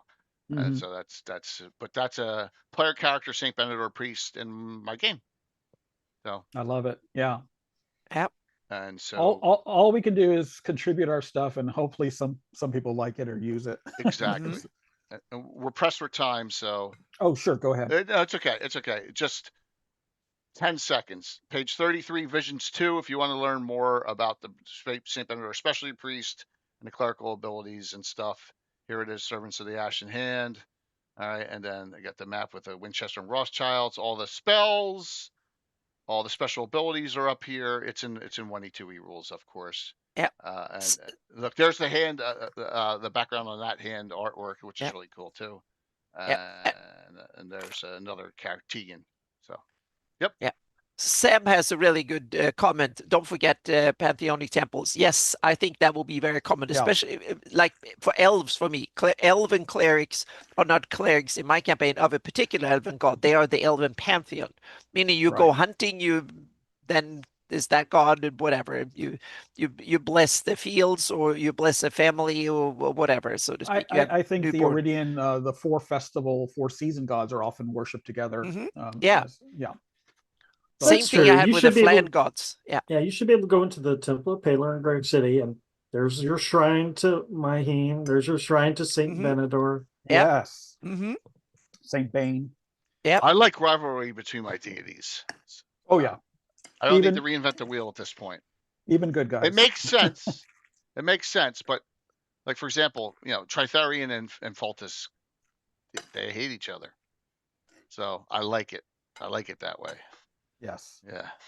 Even though Tritharion disappears in later editions. So, all right, we're gonna start moving here if we're gonna finish this. Omnipotent View, Forging of a Man, Rich Yoya. Blerid tests a blacksmith's metal. This one's mostly stories, by the way, with the exception of Gary's and a couple others. Yeah. So, so this is Rich testing an individual. I guess Blerid's a deity, right? Yes. Yep. Blerid, yep. Red Knight and Stratus. Stratus doesn't exist, Dale, so you lose. I'm just kidding. Oh, so who Ed did not create, and neither did Rich create. Eric create Red Knight. It was Jeff Grubb, and he only wrote 3 lines about her, and then Eric expanded greatly on the Red Knight. So there you go. Jeff Grubb wrote it up originally, but it was no detail, and then so that's a story that both of them told me, just because we had that discussion the other week. Yeah. So, yep. Robert Guy, who is that? Not familiar. Yeah, I don't know. A trainee in the Scarlet Brotherhood tests his metal. Okay. It'd be cool if these had the subtitles of people's handles or usernames online. Well, maybe this person doesn't have one. Yeah, it is definitely possible. Yeah. I don't know who this. Yeah, I'm not sure who this is. So this is another story. This is about the organization, the Scarlet Brotherhood, those baddies. So. Jay's favorite. What's that? Yep. Oh, not my favorite. I know you. Now you know how they're made. Yep. Yeah. So it's 1 page. That's okay. So cool. The pentagrams. Dennis, spelljamming ship from Earth. Dennis melds his spelljammer right into his Greyhawk. More than anyone that I know. He and old school. David Leonard, not David, David Big Mac. Shepherd. Right, but Greyhawk Mike has dabbled in the jam. Comics, dabbled, but it's part of Dennis's whole campaign. They're out there. Oh yeah, doing a lot of it, which is fine. I mean, it's good. I'm intrigued by it, but I at the same time I'm like I want to keep them separate. So I just have a home rule that these spelljammers can't land physically on Earth and burn up in the atmosphere or whatever, so that you don't have the worry of, well, why doesn't Ibid have a fleet of spelljammers and bomb all his neighbors with, well, from the sky. There's a lot of those questions that get asked, with it, but that's okay. Yeah. You don't have to answer every single one of the what ifs, but so, hey, darling. Hello. What's going on? Thanks a lot. So Classic D&D reprints, feel free. We're going to give away 2 to the winner. Thank you very much for coming in. And we are going to, we'll be ready into Bones when we're done here. Go ahead. That's an amazing composition, that piece of art there. Yeah. I wonder if Dennis did that. I we can wouldn't be ask. surprised. Yeah, it says illustration by Dennis Tetro. He did Oh it. yeah, It's right he's over here. done some cool Yeah, stuff. Wow. Yep. absolutely. Mm-hmm. We're on Oerth Journal. Everyone 34. We got 2 to go. So, yep. Captain Jason Gellert is Myriad Malin or helmsman. So he, Spelljammer is big in his game. It's cool. It's for me. It's like I always said, I want my focus to be in GREYHAWK, not outside it, and that's why I always worry about this. This and Planescape, so that's why I never went into it. I mean, that's a good point. I mean, there's so much of the Flannis that's still unexplored. It's hard to yes. justify. Yeah, I cut my map in half, Gary. Yeah. Sorry. What I had liked about Spelljammer though is if you're gonna have players who want to play Gonzo variety of character races, It makes this sense. is the game for you. That's a good point, Mike. Yeah, it is a good point. Absolutely. All right. And that should be it for this. Oh, he's got the ship. Nice floor Yeah, plan. does some great detail. All right, let's get to 35. Andy Miller's back with Constellations. God, have those Hey. constellations been like in 3 different Oerth Journals? Yeah, a lot Yeah. of different like tweaks and stuff on it. So, yeah, absolutely. 2 to go. 2 to go. This date on this is got to be. This is winter 20. What it says 2020 to 2021. So it goes through the early beginning of 21. Still in COVID era. COVID. This will be the second Gary Con that got canceled, 2 in a row. Yeah. So Did that get canceled yeah, too? there was 2 of them. Okay. Yeah, we did it online. It was virtual. 2 of them Oh were yeah, virtual, 2 years in a row. 2020 was virtual, but I forgot about 2021, Anna, I had the entire GREYHAWK community, and remember we had 24/7 on that channel. Remember they put together. Oh. Remember they had 4 channels. Oh yeah, I remember that was at least one year, but I that was forgot the if it second year, was 21. It was Okay. 21. That Yep. Was that when you did the GREYHAWK After Dark? I did all that stuff that year. Yeah. All that. Yeah. Yeah. Just That to was keep all actually the- Yeah, really because cool. Yeah, one thanks. is scrambled like Yeah. you only had 2 weeks to prep or That was to 20. make it That for was 20. yeah. It was mhm. 10 days. It wasn't even 2 Yeah. weeks. Yeah, Yeah. it was Hey, crazy. Fancy Yeah. Ground. Good to see you. Hope you're doing well. We're going over the last 2 Hello. Earth Journals. We've been doing this for weeks now, going over with one or 2 gaps in between. All right, let's see what we got here. We still have all our contributors. Yeah. By the way, this is in hard copy as well. It was available, but I don't think does anyone have 36? Did 36 ever come out in hard copy? I don't think so. I don't have it. All right, so the last one we don't think came out in hard copy. At least I don't have it. Yeah. So we got Rodney Hart, Mike. You're in here, and another one. Yep. Rodney is awesome. He played in my Shieldlands campaign for like 5 years. Nice. So yeah. Les has a great article in here. Dust Cutters, that's William Dweck. Arthur the Cleric's in here. Amy's in here. David Leonard. There's a lot of small articles in this one. Yeah. So let me get rolling on this. So I may blow through this pretty quick, everyone, just because if we do spend 15 minutes on each, we may be done. All right. So Anna, did you? Oh, you did that heraldry forum. Which that one? Yes, that's yep. Yep. Yep. Oh, that's my taken from my collection, so to speak. Yep. And this was the issue where the Womfden map by Alyssa Faden. Exactly, Alyssa Faden was supposed to come out with this, and it never really materialized. Yep. Yep. We can get into that. We don't need to get into that online. No, but it was supposed to happen, but it didn't happen for some reason. I don't even know why that reason is. So yeah. Hi, Curtis. Curtis. Hello. Curtis is all excited about Saturday and Sunday. I sense a disturbance in the force. The butterfly tower. Just go through here. All right. I'm burning through these now. All right, Mike, here comes another cultist. Great news. The cult just acquired a magic sword, but no one. Sign me up. I have proficiency in all martial weapons. What is it named? Druniaz, the Claw of Tharzan. It's a frost-brand sword of wounding. Those bit by the blade fall into a catatonic slumber filled with nightmarish visions of the dark god's return. Oh, really? I got a better idea. How about you just stab me in the foot, just to make sure it really works like you said. Ah, nice. Crazy cultists. Crazy, Yes. crazy No, but cultists. you get closer to Thuriston do it. So yeah. That's I think awesome. I think the smart one is Mike. Sailors of the Ashen Dunes. So this is Oh, this is a cool idea. this is see it Yeah. does, right? Yeah. Yep. So this is Water World on the desert. Yeah. Yeah, I think we've all seen fantasy where ships are that's kind sailing Yep. There you go. dust. Yep. And so this is put into practice. And I would implement this. This is pretty cool. Yeah. I like the idea. It's cool when Yeah, I would use it. and you can't walk on it, so to speak. It's so fluffy that it's more like a liquid. So if you try to, you would just sink down into it.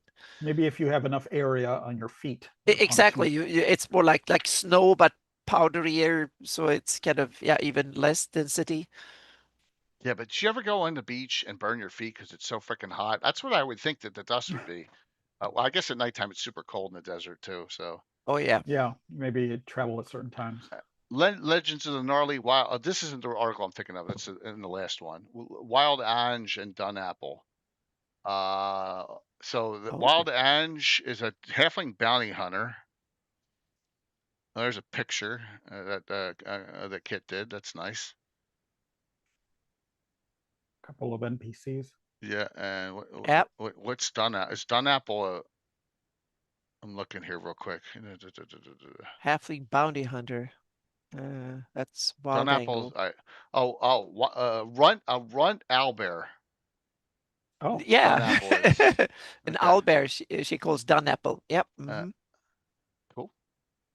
The small runt owlbear. Yep. Arthorn, young black dragon, Polusaurus. Hey, Gary. Did Paul just anagram his name into a dragon? Yes, I he think did. he did. Yep. Polusaurus. Yep. Oh, got to call him out on that. Oh, Yep. man. A young black dragon, 50 years old. That's barely more than a hatchling. Yep. Is Paul 50 as well? Oh my gosh. Oh, so I guess he did it for his 50. Yeah, he might be 52. Yep. We're It's looking him behind the in curtain. Dragon. We're looking behind the curtain. Yeah. You're not, but you're just making assumptions that are dead on. That's all. Oh, yeah, true. I mean, that's what we did with a lot of Gygax's stuff. Yeah, we just guess it. It's a good Greyhawk tradition to do it like this. Sure. Yeah. I mean, it's always good. I mean, dragons shouldn't be too common. And it's always good to have one in a named place, with a history, because it kind of really gives a setting a lot of. And it's just got background on it. It's not statted up or anything. So yeah, yeah, you could take it whatever edition. Yep. Cool. Outlying territories of Lonakar. All right, so this is Amy's Lonakar article. This is a great one. Yeah. Yep. So Lonakar is Fanon added to the setting by Nathan Irving. Yep. Nelisir, and that was more than 20 years ago. But it's the idea that some Sul escaped to the west. Yep. And so he wrote that up, and then Amy has sort of vibed off of it. Well, here it's on Anna's map. Yep, I put it in there. That little thing, kind of valley in the hills. I moved it. It's moved to the west in that here? Little valley going in there. Oh. That's where I moved it to. Yeah. Oh, okay. I corrected it. Yeah, because I put it there first, and then she wrote the article, and I corrected it after. Okay. So yeah. All right. It might be kind of cool, Anna, to do a little guide to all the Fanon added to your map. She'd never be able to figure out. Oh, I'm working on my sources project. So my gosh. I'm working on I put in all the political names. Now I'm getting into rivers and lakes and all that stuff. So that's next. Yep. So there you go. So kind of cool. Yeah. There are some Sul left over. A reason to use the previous article to sail across and visit them. Right, but once again, this is like that escarpment. It's a 300-foot drop over here. I think getting up there is very difficult, right? On the edge. Yeah, it looks There's like that there's a water. It waterfall. must be a waterfall. Yeah. Yeah. It's Where there's a will, there's a way. yeah, of course. So, If not, thanks, there's Star. magic. Yep.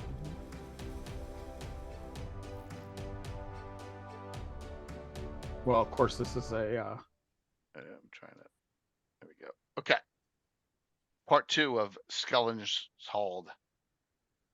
A fistful of baubles. So they found it in part 1, and then in part It's 2. supposed to be laden with treasure. So I guess this is more. Yeah. Evidence of that. Well, when it says baubles, I don't know if that's going to be the case, right? So. Well, baubles. I mean, things made of gold could be baubles, I suppose. So, it's to be continued. Oh my God. Oh So it's no! more. Yeah. Damn. We don't know. And Come then on. it says correct This this. is- Aren't you dead? This may be this may be 15% of a Mona, Oh yeah. which is the length of time from Backlin's Delights Part 1 to now. Oh no. Yeah. To be continued. Damn. Yep. Thanks, mhm. Vasco. Hey, my OJ32 is signed and covered by Jay. Yes. So that is the one. I think that's my Undead Hunters in that one. Yep. He came to my house with a stack. I'm sorry. Kit was Kirstoff at that time. Came to my house with a stack, and we sat out in the backyard, and I signed them all. Yeah. So, Very cool. yeah. Just like an author. Yeah. You do have 36 in print. All right. Well, Dale's got 36, so 36 does exist in print. I think 36 only went out to those who were keeping up their Patreon at the time. That's what I think. All right, so there we go, Dale. We do none of us. I was gonna say I contribute comics and I didn't get it. Yeah. Well, none of us got a 36. Okay. All right. So here we go. Another cultist here. Ooh. Yeah. Yeah, absolutely. It's time for this ritual. Bring the whaler for Thariston. Whaler, since when did the cult start hunting whales? Oh, do we have a ship? The whaler is an iron horn with handles. Only by sounding the horn can one unlock the mysteries of the Under Temple and the Black Cyst. Oh, I get it. The horn lures whales into the undersea temple, then we harpoon them. Sure, why not? Yeah, just run with it at that point. I get. Being a cultist of Tharizdun is a complicated. It is. Oh. It is absolutely. All right.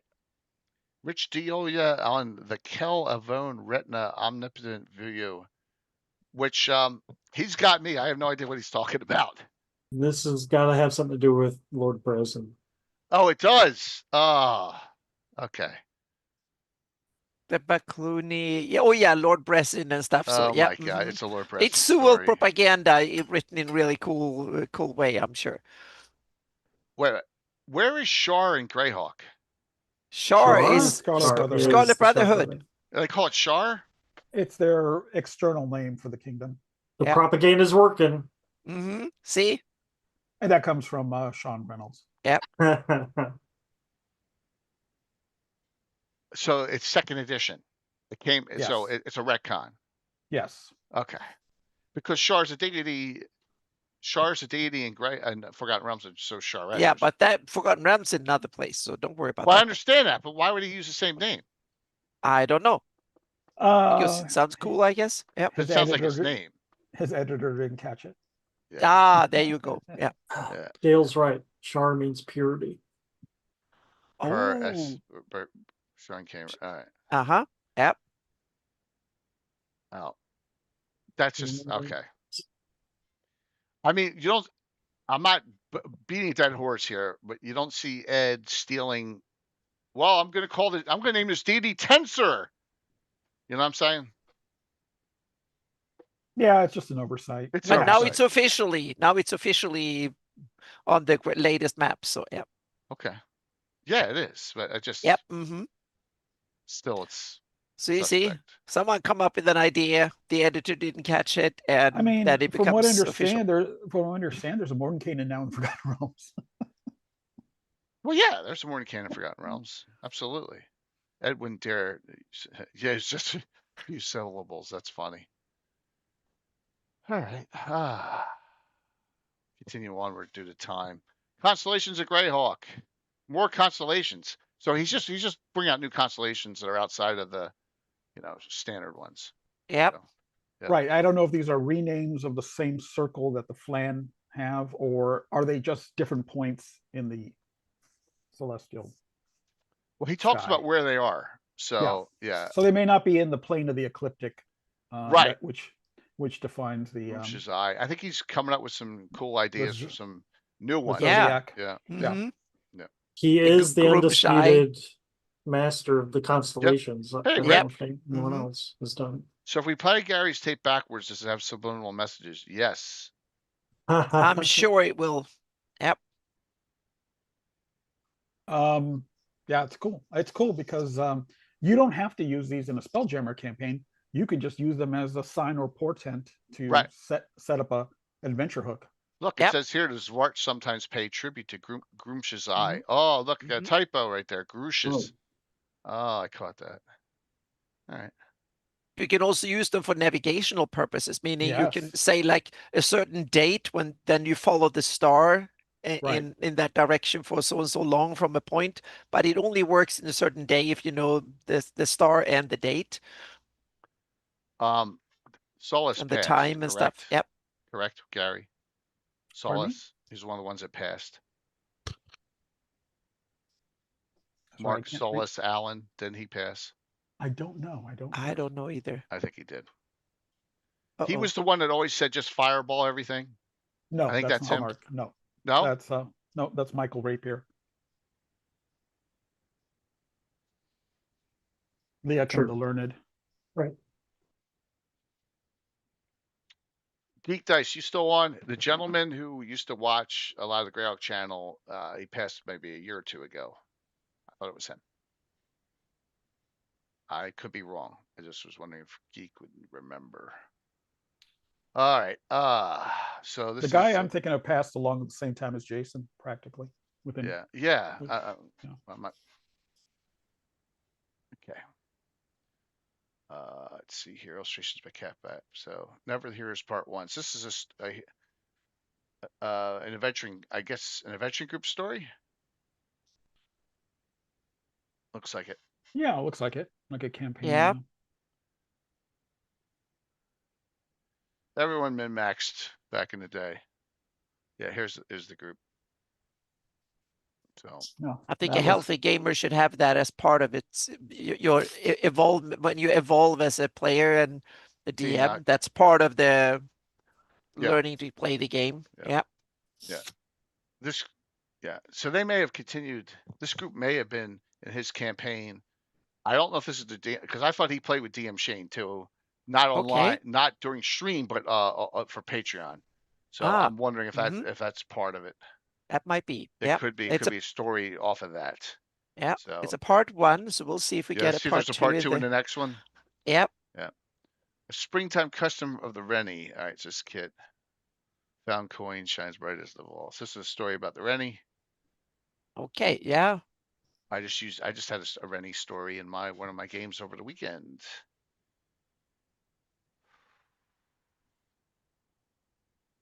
So okay. Well, short one page, but it's good. Yep. Here comes one of Mike's awesome articles. Magical Tomes. Yes, exactly. I took them. They're part of my list now. They're fantastic. I do have a copy of this. Oh, you do? Okay. No, it's awesome. the next one. It's the next one, Mike. The next one. Next one, none of us have. This one we have. The next one. Last one. Okay. Yeah. Mike, did you contribute these to the project that's going on right now in the workshop? No. I guess guys are trying to collect all the books mentioned in GREYHAWK.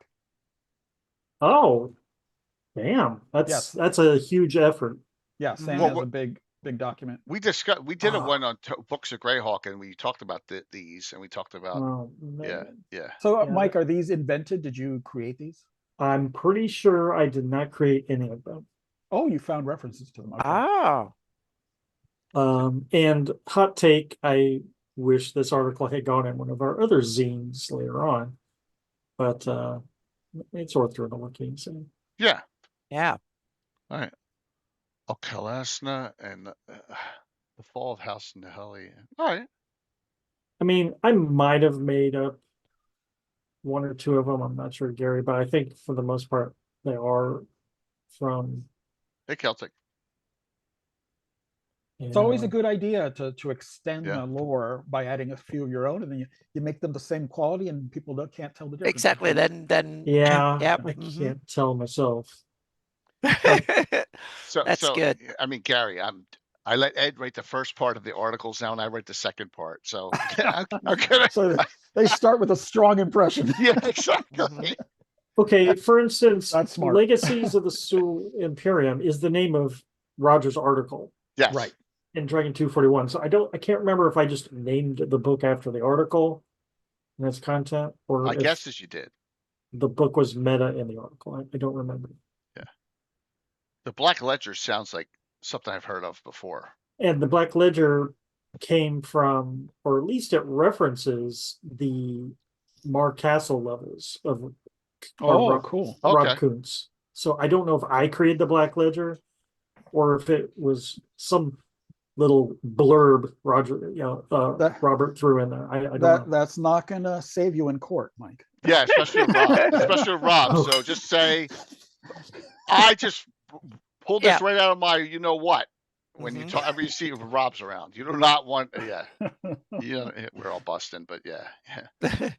He's so on, the more I he's on, look at this, the more I feel like I did come up with these. Yeah. Smart. Smart. Awesome. Yeah. Yep. Tome of the Scarlet Sign and the Oath of the Scarlet Sign. Very cool. Yeah. Yeah. And you give game mechanics too. Now, the Tome of the Scarlet Sign is definitely in Reynolds's Scarlet Brotherhood. Okay. And I believe the Oath of the Scarlet Sign is then the handbook that the members of the Scarlet Brotherhood train from. Okay. Nice.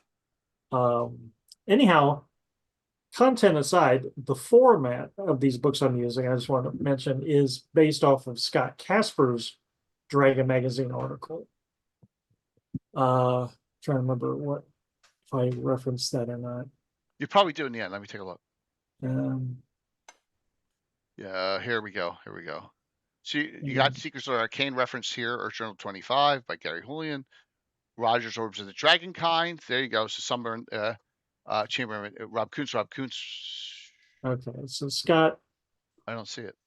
Okay, so anyhow, I can't remember what the number is, but Scott, a long time ago, did an article on World of GREYHAWK books. Hopefully, this is what Sam's already referenced. And he did a format where you had the book, the lore, and then there was a mechanical benefit to having the book. Hey, Dennis. We talked about some of your articles. Yeah. Well, these are great, Mike, because you could drop these in an adventure and create a hook, and have the PCs try to figure out what's the importance of the book.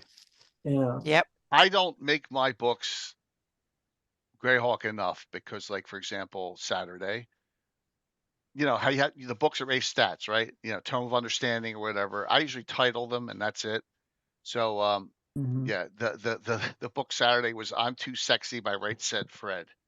Oh. So, all right, the song, all right? I don't want to put too much detail. I'm not going through the detail like Mike is here. Were they bald? You may have a. You got the important bit down, Jay. Yep. Monks of Zuikin. Yes, +1 Culminus book. So it's all good, man. Oh yeah. Fighting Monks, Phalistar, Grey Cloak. Who's that? Do we know? Gosh, that's familiar, Mike. That's somebody from the community who's been around, I think. Yeah. I don't know an actual name. Yeah. I don't know his real world name. That's probably a Cannon Fire Forum person. Yes, I think you're right. Okay. But this is great because it's complementary to Eric Mona's, Backloonish Delights. So you could take these two articles together and really start to form a philosophy and an origin story for all the monks from the Backloonish land. Spiritual successor. Yeah. You get some of the Zuokin-ness in Expeditions Ruins of GREYHAWK, but not Sanjay. Right. And she's his mentor, so she's really the root of the philosophy. Yeah. So really cool. This article I could use in my current campaign. No, Steal because it. you have the monk. Yeah. Yeah. Monk player is he worships Zwoken. And I keep having the guys run into these monks of Zania. Okay. So Smart. this article is very in You line know, with you that. guys remember the old 70s kung fu TV show? Yeah, of course. So that's how I kind of ran a monk of Zuakin, you know, someone who's just traveling in the Oridian Right. East, you know, and having the culture of a Baclunish and going to all these towns. Because I have that impetus that they had where they were trying to search for where Zuakin was being held during his time in Castle Greyhawk. So And if you ran that adventure, you could free him. you could. and it happened in my campaign. Yeah. All right. Order Scarlet Sign, order the Black Lotus, order the Iron Fist. Cool. Yeah. So they Yeah, got some Black stuff. Lotus is I think the one I use. The perfect mistress. But this article is very thorough. It goes into Yeah. lesser orders for different like Flan and Orids and Yeah. White Shadow. Yep. it's crazy. Well, I mean, if you want that detail, it's here, Mike. That's a great thing. Now you can here you Yep. go, your minor orders. Does the monk in your campaign belong to any of the orders yet? The Zwoken one, not specifically, no. We haven't gone into it. Yeah. What level are they? Boy, 9th level. Okay.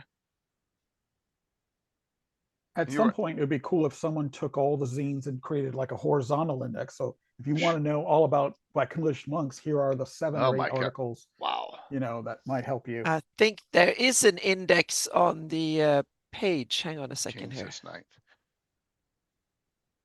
Splintered Mind. Hey, order the Night Stalkers. Yeah. Kolchak Yes. Where's Darren McGavin?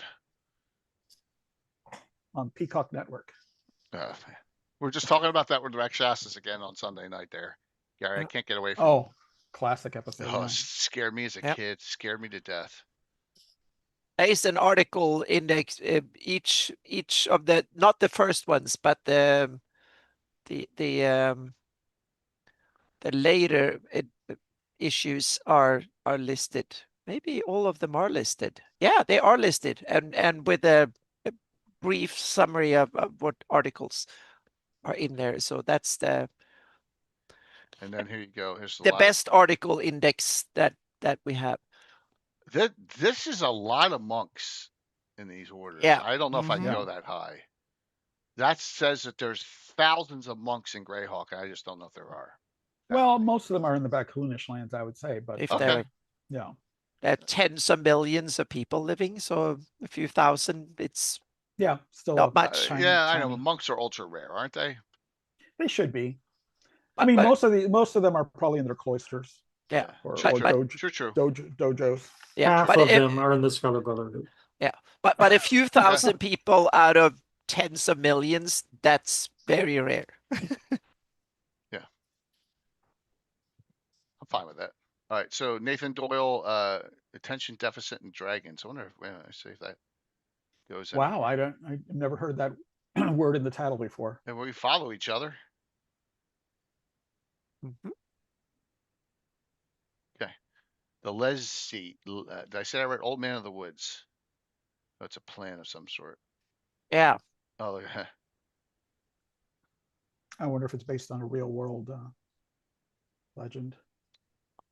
It reminds me of in Pathfinder, they had a Leshy that was some sort of plant follower thingy, something that, yeah.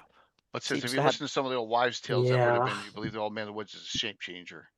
It sounds like that, Anna. Yeah, I Leshy. think that they're connected. You got inspired by Okay. the Leshy and other stuff. So yeah, Cool. because I think time-wise, I think it's also roughly the same.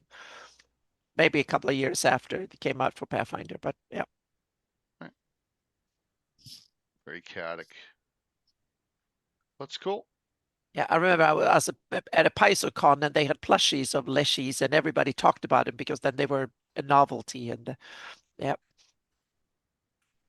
Alrighty. Dun, dun, dun. Okay.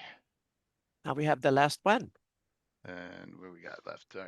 We should be able to get through this. All right. So Dale says he has a hard copy of this, so it's very rare. Okay, so Dale's there the is only a one who said he has a hard copy. yeah. My I guess, don't think I have one. Yeah. My guess is you had to pay for that Patreon that time. I given think money that for that to yeah. I mailed think it out. was abandoned Patreon. I went to some other service. That's when I didn't. I forgot to follow that one. So that's when I think I lost it. Yep. Yeah. So I don't have this one in hard copy. So celebrating, this is all right. So this is 2022. So a year passes before this one. This is the Gary Con's coming back this year, 2022. Yep. So this is over 3 years ago. Yeah, I love the cover art. Looks really cool. Yeah. Yeah. This is the article, Lore of Elven Trees. I've used a lot from Les. Yep. This article in here. So let's see. Yep. Here. Yep.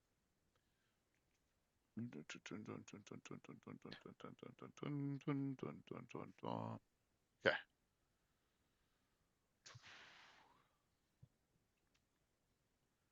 Alrighty. So it's Tommy Kelly's starts us off. Just making sure. Looks like Rick sent me something and then there's something there. Okay. So, in honor of Belmika, our seasons, I'm not kidding, the various Kellens and important times is celebrated by variously observed across.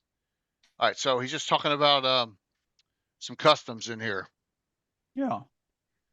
Rich Marika is the deity that's in N1, correct? Correct. Yeah. Eric Mona plucked her out of there and made her officially GREYHAWK. Yeah. Yep. But he also changed her alignment, I think. So. Well, and another thing was Doug Niles, if I recall, when he was on, barely remembered he wrote that deity up. That always drives me crazy. Yeah. Yeah. Like, yeah. Don't remember the work they did. Yeah. Yep. I take it back. I don't like all these grave gods. Oh. Yeah, Curse, that's the first time you ever played in a game with me. Yes, it is. Yes.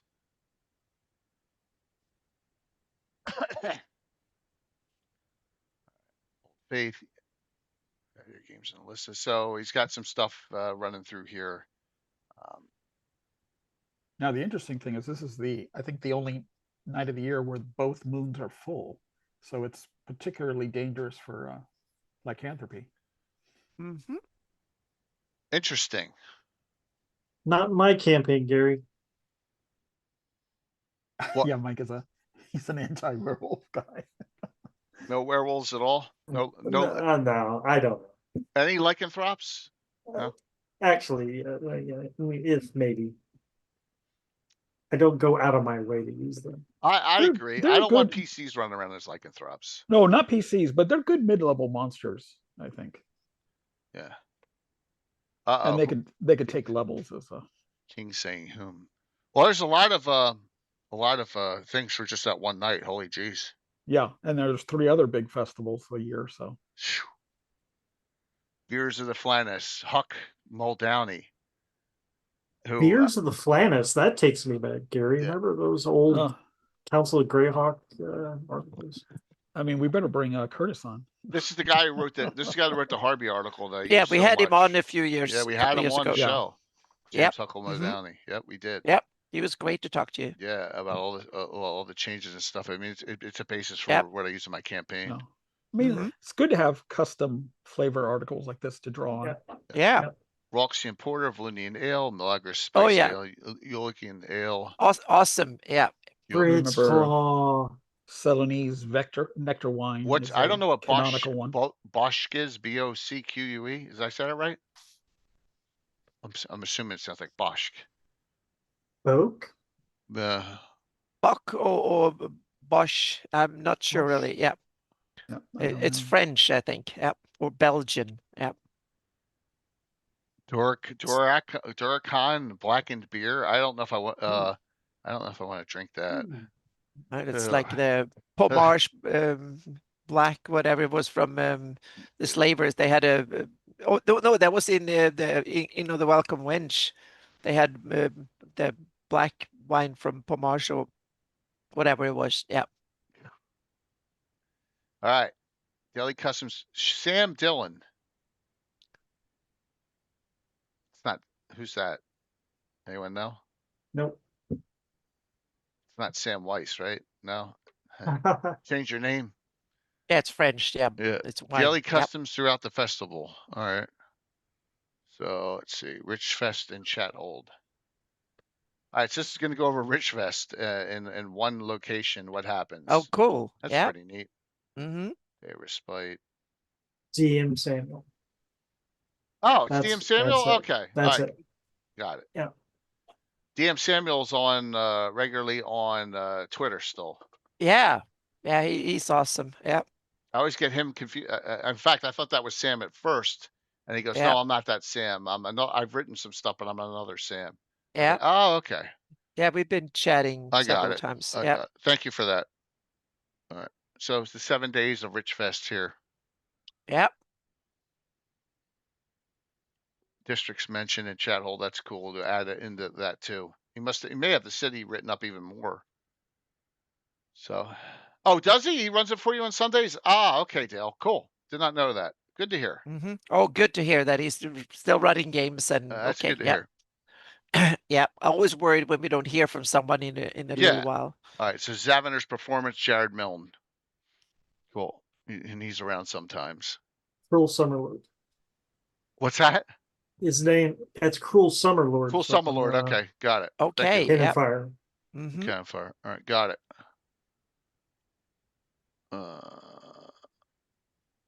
Just seeing about that's short. It's a short one. Which is amazing for him to keep something short. He's prolific. Oh, so yeah. Oh, yeah, because I remember go to the site. He's everywhere. So yeah. Mm-hmm. Oh, okay. This is half a page. Yep. Mm-hmm. All right, here we go. Last one. We're going to see a Vinny's for a bit. It's an emergency. We have to find the 333 gems at Tharazen before Shuthragot. Shuthra who? It's an elder evil avatar who went into dormancy after the Dark Lord was in prison. He has been awakened and now seeks to gather all 330 gems to free our master. Some evil entity is trying to free Big T before us. Oh, hell no. Oh, hell no. That's what I'm saying. You gotta say that with a snap. Hey, Mike, why does the artwork look the same for all these comics? Yeah. But that's how you save time. Have you been, yep. Secrets. Have you been rebubbling? Yeah, you rebubble and re-background too. So you change the background and the bubble. Yeah. You too can make cultist comics. Yeah. Just we're going to go into even higher speed now, everyone, for time purposes here. So okay, that's the last one. We have more awesome Brewfest festival stuff. Salt Marsh. Yeah. I think Brewfest is the one that's closest to Thanksgiving. Yeah. Okay. Yeah. Yeah. Kind of makes sense. Yeah. Yeah, it's like cornucopia. Everything is all the brews are ready to go. And look, you can actually provide your own vessel here, like you can at certain bars. I'll drink to that. Yes, 3 copper. 3 copper. Oh, that's gotta taste like watered down. Oh, considering 200 copper is a gold, right? Oh, man. Cheese. 1 silver, 2 copper. Oh, yeah, there you go. Competitions. Krebs and some named people. All right, so this is people who are entering beers into this. So here, a rum called Smoke Blackstrap, Blood Red Blend, Pale Redhead, Euphoria, and what's this one? Oh, the Faithful Quartermaster of Ayus has entered a spicy cinnamon whiskey, called it 86. That's kind of funny. Oh, that's interesting. Since I'm running my campaign in Pearland, which is very Germanic, I'm suddenly realizing I need to start using these beer articles. Oh yeah. Yeah, well, parts of them you could use. Jim Suck's ale, yeah. You need to have a beer, pills, ale. Yeah. That's a little a squalid meal. Lobster broth. Serve with either some cornbread or a chunk of sourdough. 3 copper. I mean, this is cool. I mean, a DM Yeah. often is not going to Yep. spend a lot of time designing this, but if you could just grab it, Oh yeah. Yeah. give it to your players. Oh my gosh, that's funny. There's a lot of cool YouTube videos on what real medieval taverns and inns were like. It's quite shocking. I Yep. can imagine. I can Yeah, imagine the there's stench. it's an Englishman. What is a history TV or something like that. He's great at explaining medieval times. Yeah. Considering there were no toilets. Right? Oh, you have outhouses, for God's sake. They did? I thought they put them everything and they dumped it all out the window. Oh yeah, but you had an outhouse, and then when that bucket got full, where do you think you dump it? You either dump it so they could, you use it for fertilizer. You sold it even. There were people that came around and because it was worthy, it had value. But Anna, there was no sign that said you must wash your hands before re-entering the inn. Yeah. No, of course not. Most people couldn't read anyway, so yeah. Disportium of Magic. That's cool. Yep. Cool, Rick. So it looks like the theme here is there's a bunch of the festivals described with some detail. Now this is Growfest, which is spring. Loran, illusionist.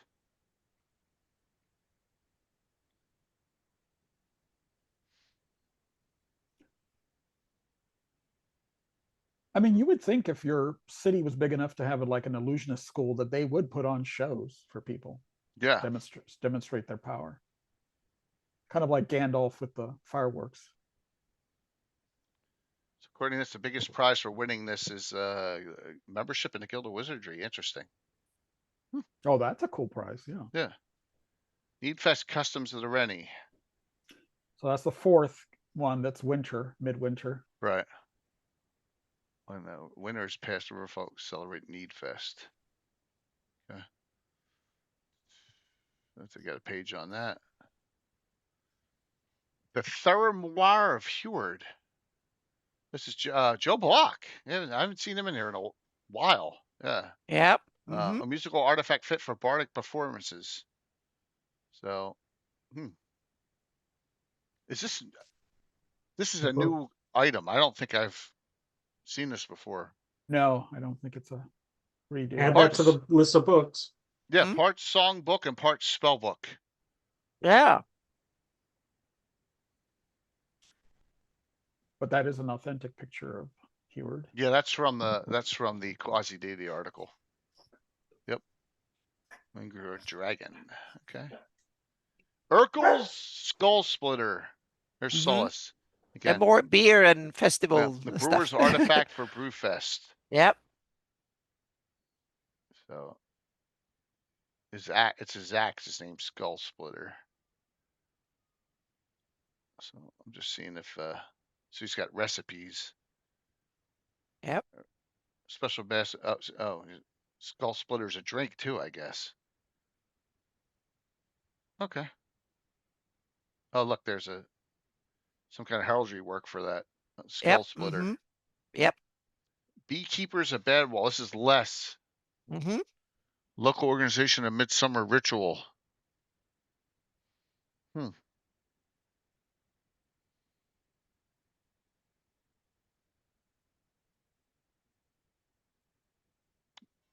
So he's got some good reference in here. Oh yeah, an awesome back lore and stuff that is digging into. Yep. So it looks like Braum is worshipped in Badwall. Yep. Huh. Well, that makes sense. All right. Casey Brown, Keelands Harbor in the south. All right. Seton. Okay, so this one I actually helped on this article. Oh, okay. Yeah. So because he was running, I know why. He was running Ghost of Saltmarsh, right? Yes. And he wanted to develop Seton beyond that. So. Yeah. All right. So this is kind of like an entire city right up. That's cool. Hey, yeah, this is very in depth. Absolutely. There's Lord Omni is everywhere. You can't get away from Nope. him. He is everywhere. He's a cool guy, but he's a little bit like you think about Vecna. He shouldn't be everywhere. So yeah. But he is. But not down in Seattle. That's not. I don't think that's his hunting grounds. Unfortunately, I think that's kind of what Ghost of Sartmarsh led you to believe, that Hughes was very interested there, but that's far afield from his. Yeah, meaning why the heck would he even bother spending resources going down there? That made it ridiculous. Yeah. Sometimes doesn't need to make sense. Someone needs to write about it, and yeah, but an editor who doesn't know Greyhawk enough is like, fine. Okay, yeah, that's true. Yeah, that's it. Marketing did a survey on which Greyhawk villains the D&D gamers knew about. Yeah. When we have Wolf, what what's his name? Am I saying that right? Who Cobalt Press owner. Oh, see, your brain went off too. Oh yeah, Wolfgang Bauer. Wolfgang was so indifferent. It's like, we're just trying to get this book out to new people. You can tell it didn't care what was in it. It's just and that was also a rehash of old stuff. So, right, and so that's how stuff gets slipped through. No one cared. Yeah. That is the kind of the remedy or the excuse, so to speak. Most of it was already written. Right. They just is that needed a Chuck sighting? Holy jeez, Chuck! Wow. Hello, Chuck. There he is. Coming last couple of minutes. Right at the end. Happy Thanksgiving, Chuck. Am I going to have a happy Thanksgiving? You going to give me that download? You going to give me that link, man? Come on. I got to get my books. Yep. And see, Chuck, I'm wearing the T-shirt again. There you go. Yep. Always. Oh, by the way, I do, Chuck, I have brand new Lorca Zumba T-shirts. So, all right. So Districts of Seaton are here. So you, Gary, you did a lot of this in assistance or? No, I mean, mostly settling some canon questions. And, okay. Yeah, I think there's a little group of silent ones here, and I can see that. Yeah, I can see. I mean, it's a full town setting. Yeah, Sea Town. That's what it is. Sea Town. Yeah, British often abbreviated places to one word. There's a town near me called Graft Town. Grafton. Oh, Grafton. Yeah. All right. So, Mike, within 50 miles of me, I have a town named Blue Ball. I have a town named Intercourse, and I'm not. What? Yeah, this is in Amish country, in Pennsylvania. Blue Ball and Intercourse are near each other. Yeah, absolutely. I'm not making this up. A lot of you know that if you live anywhere near where I live. It's a rivalry. Yeah, Paradise. There's no one named Paradise. Yep. It was. So. They were named in innocent times. Yeah. Oh yeah. Yep. No lie. Omnipotent Views, the Legacy Fleet, Rich DeYolia. Yeah. Right. So this came out of some discussions that Rich and I had years ago. The idea that the Sewell had sent out kind of these fleet of ships to explore the world. And kind of established colonies. So it's his idea for how maybe Narisban down in the Ulman Isles was founded. Yeah. And Gary, this is like the foundation of that campaign that you and I were in. Right. Oh, okay. But this is written afterwards. Yeah, or during. I mean, that's what people should do. If you have an idea and you're in a campaign, spin it out. Turn it into an article. Wait a minute. Are there two in this? What do you mean? Cultists. He put 2 cultists in every issue, which I think was kind of a waste. But you know, I'm sorry I couldn't finish reading Llama for Lost Thurston. You have the book back. The title of the book is Lament for Lost Thurston. The cleric Wongus is literally genius. You probably couldn't finish the work because whoever reads his profane work is driven to madness. Not what's that? It's because this book didn't have any illustrations. What? I really enjoy it. There you go. Okay, I'm declaring a contest. I'm going to give everyone. Oh, that's awesome. I'm going to give everyone a blank of this and come up with the best cultist. Mike, wait, do it's so easy. Awesome from yes. Caption contest. Yeah, but Yeah. Mike, this is where you get these. Oh, they're so awesome. Yeah. I'm going to have one. The third one's going to be different. The first two will exist, and the third one, they're going to take their heads off, and one's going to be Fritz Winchester, the other's going to be Ravalantar. That's what I'm going to have. The one's going to be Ed's character, the going to be Curtis's character. Yeah, that's what we're going to have there. Yeah. So, all right. So this article I used as an entire adventure plot hook, and that is these elven trees. So I know Les has them around the borders of Selene, right? Or that's what I did. You know, where elves actually use their bodies and their spirits to create these trees. And inside, it's almost like a Cloak of Wonder space that we have, where it's bigger inside than outside.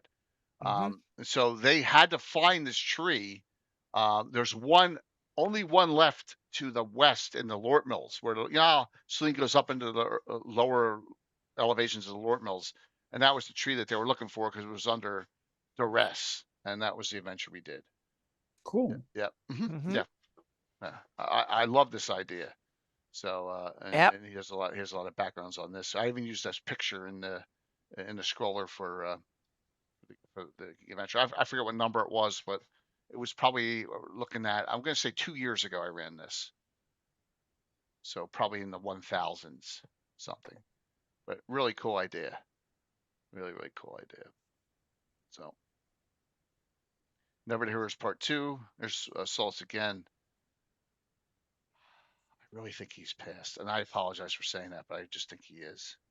The Tesseract tree, kind of, but it's a living, it's an elven ancestor, so it's like it could be someone's direct descendant who they kind of sacrificed themselves to become a tree on the borderlands. Yeah, I forget if elves are forced to reincarnate, so might as well be a tree.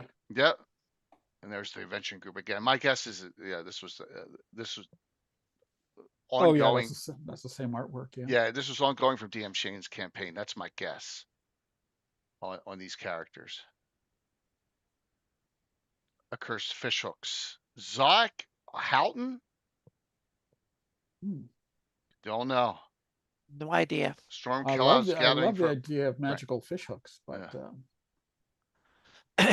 love the illustration though. Adam Kosha with the cock. This rings a bell. I had a gamer that lived in Southern California that was his name was Adam Kosha, but I'm sure it's not the same person. But I was like, what? Yeah. All right, and then here's Fistful of Balbos Part 3 of David Leonard's. So who knows how it's going to turn out? Because we don't have time to read it. The trilogy. I'm going to go to the very end here, concentrating on Fistful, isn't this? Well, the Blackheart may have some. The mage is lying. Your command. To be continued. It's still not. Well, we don't know when. We'll have to figure that out with fiction. Fiction is so tough.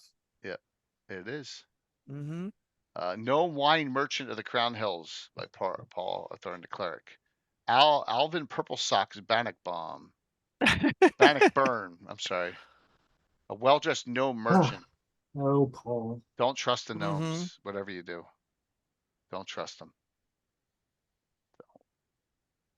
Look, he's a spy. Surprise. Okay. Yeah.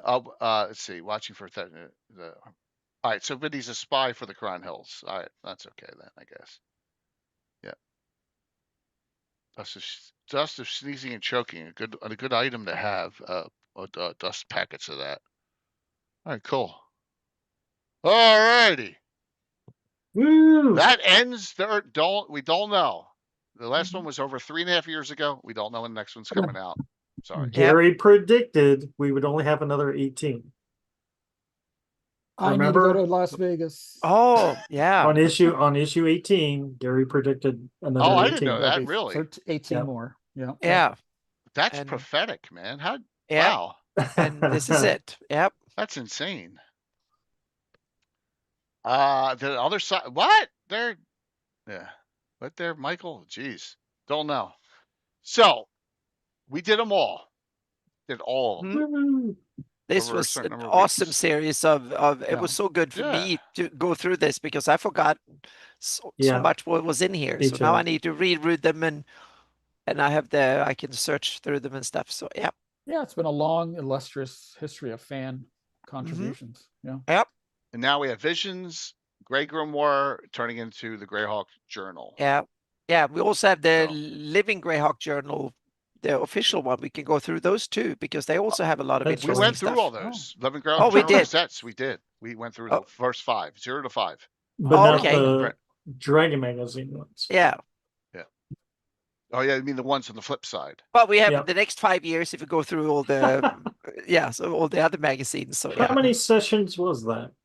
What? Feels like it was It was like 7, I think. 7. 6 or Yeah. 7. Yeah. Yeah. Yeah. Thanks, King. But we got to give away and shout outs to do still. So hang in there. Ooh. All right. So, Mike, what's up? How's your game going? Everything? Game's going great. Nothing to complain about. We're still tooling around in Fairlane. Cool. I got a new comic, of course, more comics. And Oh, nice. this Sunday, me and King 8515 from the chat, we're going to a Colts Oh. game in Indianapolis. Oh, that's why you're all. Cool. Wow. Very cool, man. And it's supposed to snow Saturday, so fingers Really? crossed. Yeah. Oh man. Let me see if I can bring up the comic here. Boom. All right.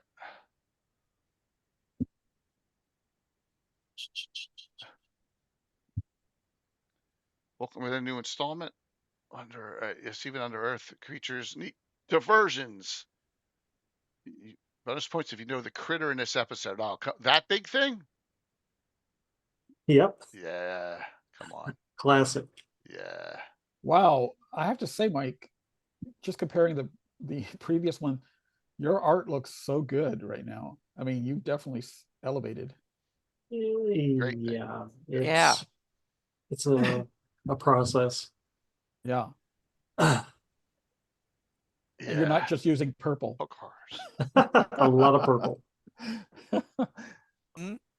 Hook horror. Didn't you remember the hook horror that got turned into the peck that got turned into the hook horror in the Drizzt books? Oh, Oh. okay. That's where this comes from. Oh Okay. no, I've never read that. I have no idea. There was, yeah. That's a coincidence. Yeah, it's a coincidence, but yeah. Yeah. Splish. That's not Splish. that's not nice. Oh, that's awesome. Yeah. Yep. So tune in next time for some arena combat. Oh, that's funny. good. You got a lot of, yeah. Dark elves. I'm looking to see if there's a mind flayer hanging out there. That was in the previous. Oh, okay. What's this just the dude mind right here flayer. who's got green on one side of the face and a cat on the other side?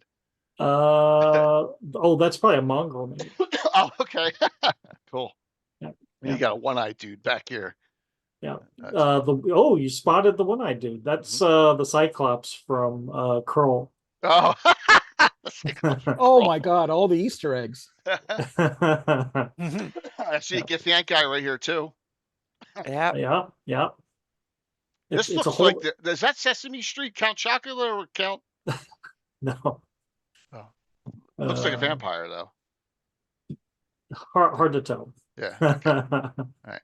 Nice. Very cool. Good job, man. All righty. Let me go back here. Got anything going on with you? No, just more stuff coming soon. Zines and website updates and some cool features, hopefully. Excellent. Take advantage of the holidays to get some work done. Yeah. Grimlocks are blind, Rick. I don't think that was a Grimlock. Yeah, Grimlock said there's big eyes. They're blind. Yeah, they don't have any eyeballs. Yeah. That really looks like a hook horror. Yeah. So, all right. Well, Gary, thanks for coming on the last 2 weeks. Appreciate it. Yeah. A lot of fun. Good times. Yeah, definitely. And I'll be getting with you on stuff like okay to cut. Like, hey, we're just going to put this in or whatever and just make sure we're all good there. Sure, absolutely. Yeah, with that. So, Anna, what's up? Friday, I plan to do a stream as usual on Friday. Black Friday. Yep. So Black Friday will be but you're probably out shopping. But I'll be on there anyway because I plan to do some working. But right now I'm planning for my GIS workshop on December 9th at 7 p.m. Eastern. I'm going to have a Zoom get together and go over QGIS and how to set up, use the geo package and a whole bunch of stuff. So Cool. that is coming up, and a couple of blog posts are in the making too. And otherwise, I'm prepping for for Page, GaryCon, and for the Melf's Guide. So yep. Lots going on. Mm-hmm. All right, here we go. No stream tomorrow night, right? No stream, nothing Friday. Saturday, doubleheader Saturday. 9. My wife will be away, so I'm basically single with my son. But you know, the ever mysterious Tim in the morning at 9 o'clock. Fire in the Sky, City State of the Invincible Overlord continues campaign. What will happen after I was on a ship that sunk? You know, all sorts of other crazy stuff. So that'll be fun.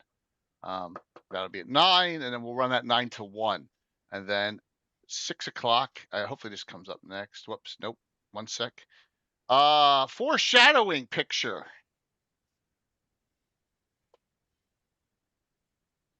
There's Fritz and Erebus finding Revelantar. That's just a little foreshadowing picture for that. But then let's. I got another picture which is a little more. Not that one, but this. Let me see if I can find it. Boom. Oh, there we go.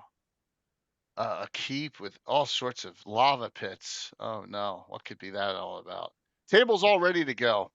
So Wow. yep, table's all ready to go. I wanted to get ahead of it. That should be in this order, but here we go. So Ravalantar's rescue. So yes, Jerry's like, what the hell am I getting into? Ed Greenwood, Tony Winslow Brill, Bella's Deadly, Astrolier. There you go. Eric Boyd, he's the only one who doesn't have a picture in there. Telegord's back, his half ogre. Curtis and Brett, 6 o'clock Saturday. What a fun game that's going to be. Yeah. And then to top it off at the end of the week, Anna will be taking off to watch, I guess, or hang out. We're going to have an in-character Q&A. Now, I'm having trouble getting some of the other people in character. Everyone's got family stuff. It's a Sunday night at the end of the week. But we got Curtis and Ed. Ed will be Ravalantar. Curtis will be. So Rob, if you're Rob, I'm going to, Don would be perfect.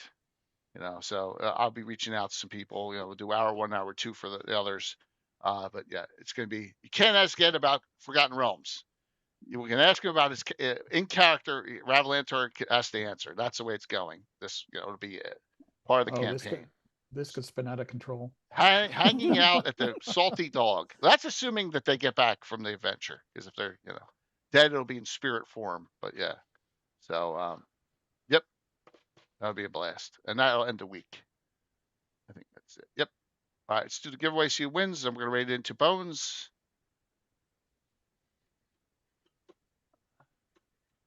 Yep. All right. There we go. Last call, exclamation point drawing. Thank you for all the support today. Dun, dun, dun, dun. Going to close this out. And let's see who wins. Obviously, this won't go out till earliest on Friday. Because there will be no mail on tomorrow. But Geek Dice. Congrats. Yeah, just in time, man. Ride the raid out. That's all right. It's cool. All right, Geek Dice. You have a treasures at GREYHAWK? I can send you a treasures and the 5th edition GREYHAWK Gazetteer. Let me know if you have them. If not, I'll send those both out to you. Just it's been a while. Just can you whisper me and Twitch chat a full name and address. That'd be awesome, man. I'm got to make sure. Yeah. So treasures and World of GREYHAWK Gazetteer revised. If yeah. Yep. All right, good. Beautiful. See how easy that was? Well, everyone, thanks. Thank you. Fun show. Absolutely. Fun show. Happy Brewfest. Enjoy your Thanksgiving, as Curtis said. Everyone, please enjoy it with family and friends. Mm-hmm. Have fun. Like I said, I'll be back Saturday morning bright and early. They'll go by fast, and you get to see me get me abused. Like I did a couple weeks ago by this person. I'm putting his emote in chat. He could see him abuse the hell out of me again, probably. So and all the other players. I know Patrick's playing, and Alan, and maybe Tim's daughter who plays the Pixie. So we'll see. But Mike, Anna, and Gary, see you soon. Thanks. All right, we're gonna raid into Bones like we do when Darling comes in. We continue the run out. So boom, boom, boom, boom. I wanna guys, can you all stay on for a second after chat? Yeah. I wanna point something out to you. Maybe it's just me. Give me 1 second.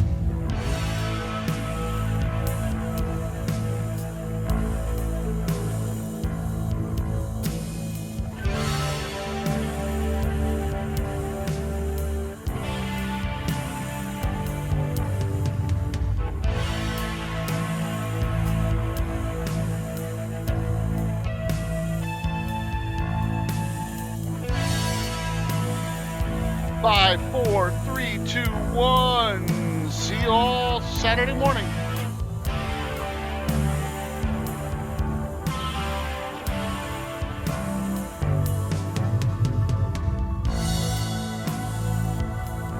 All right.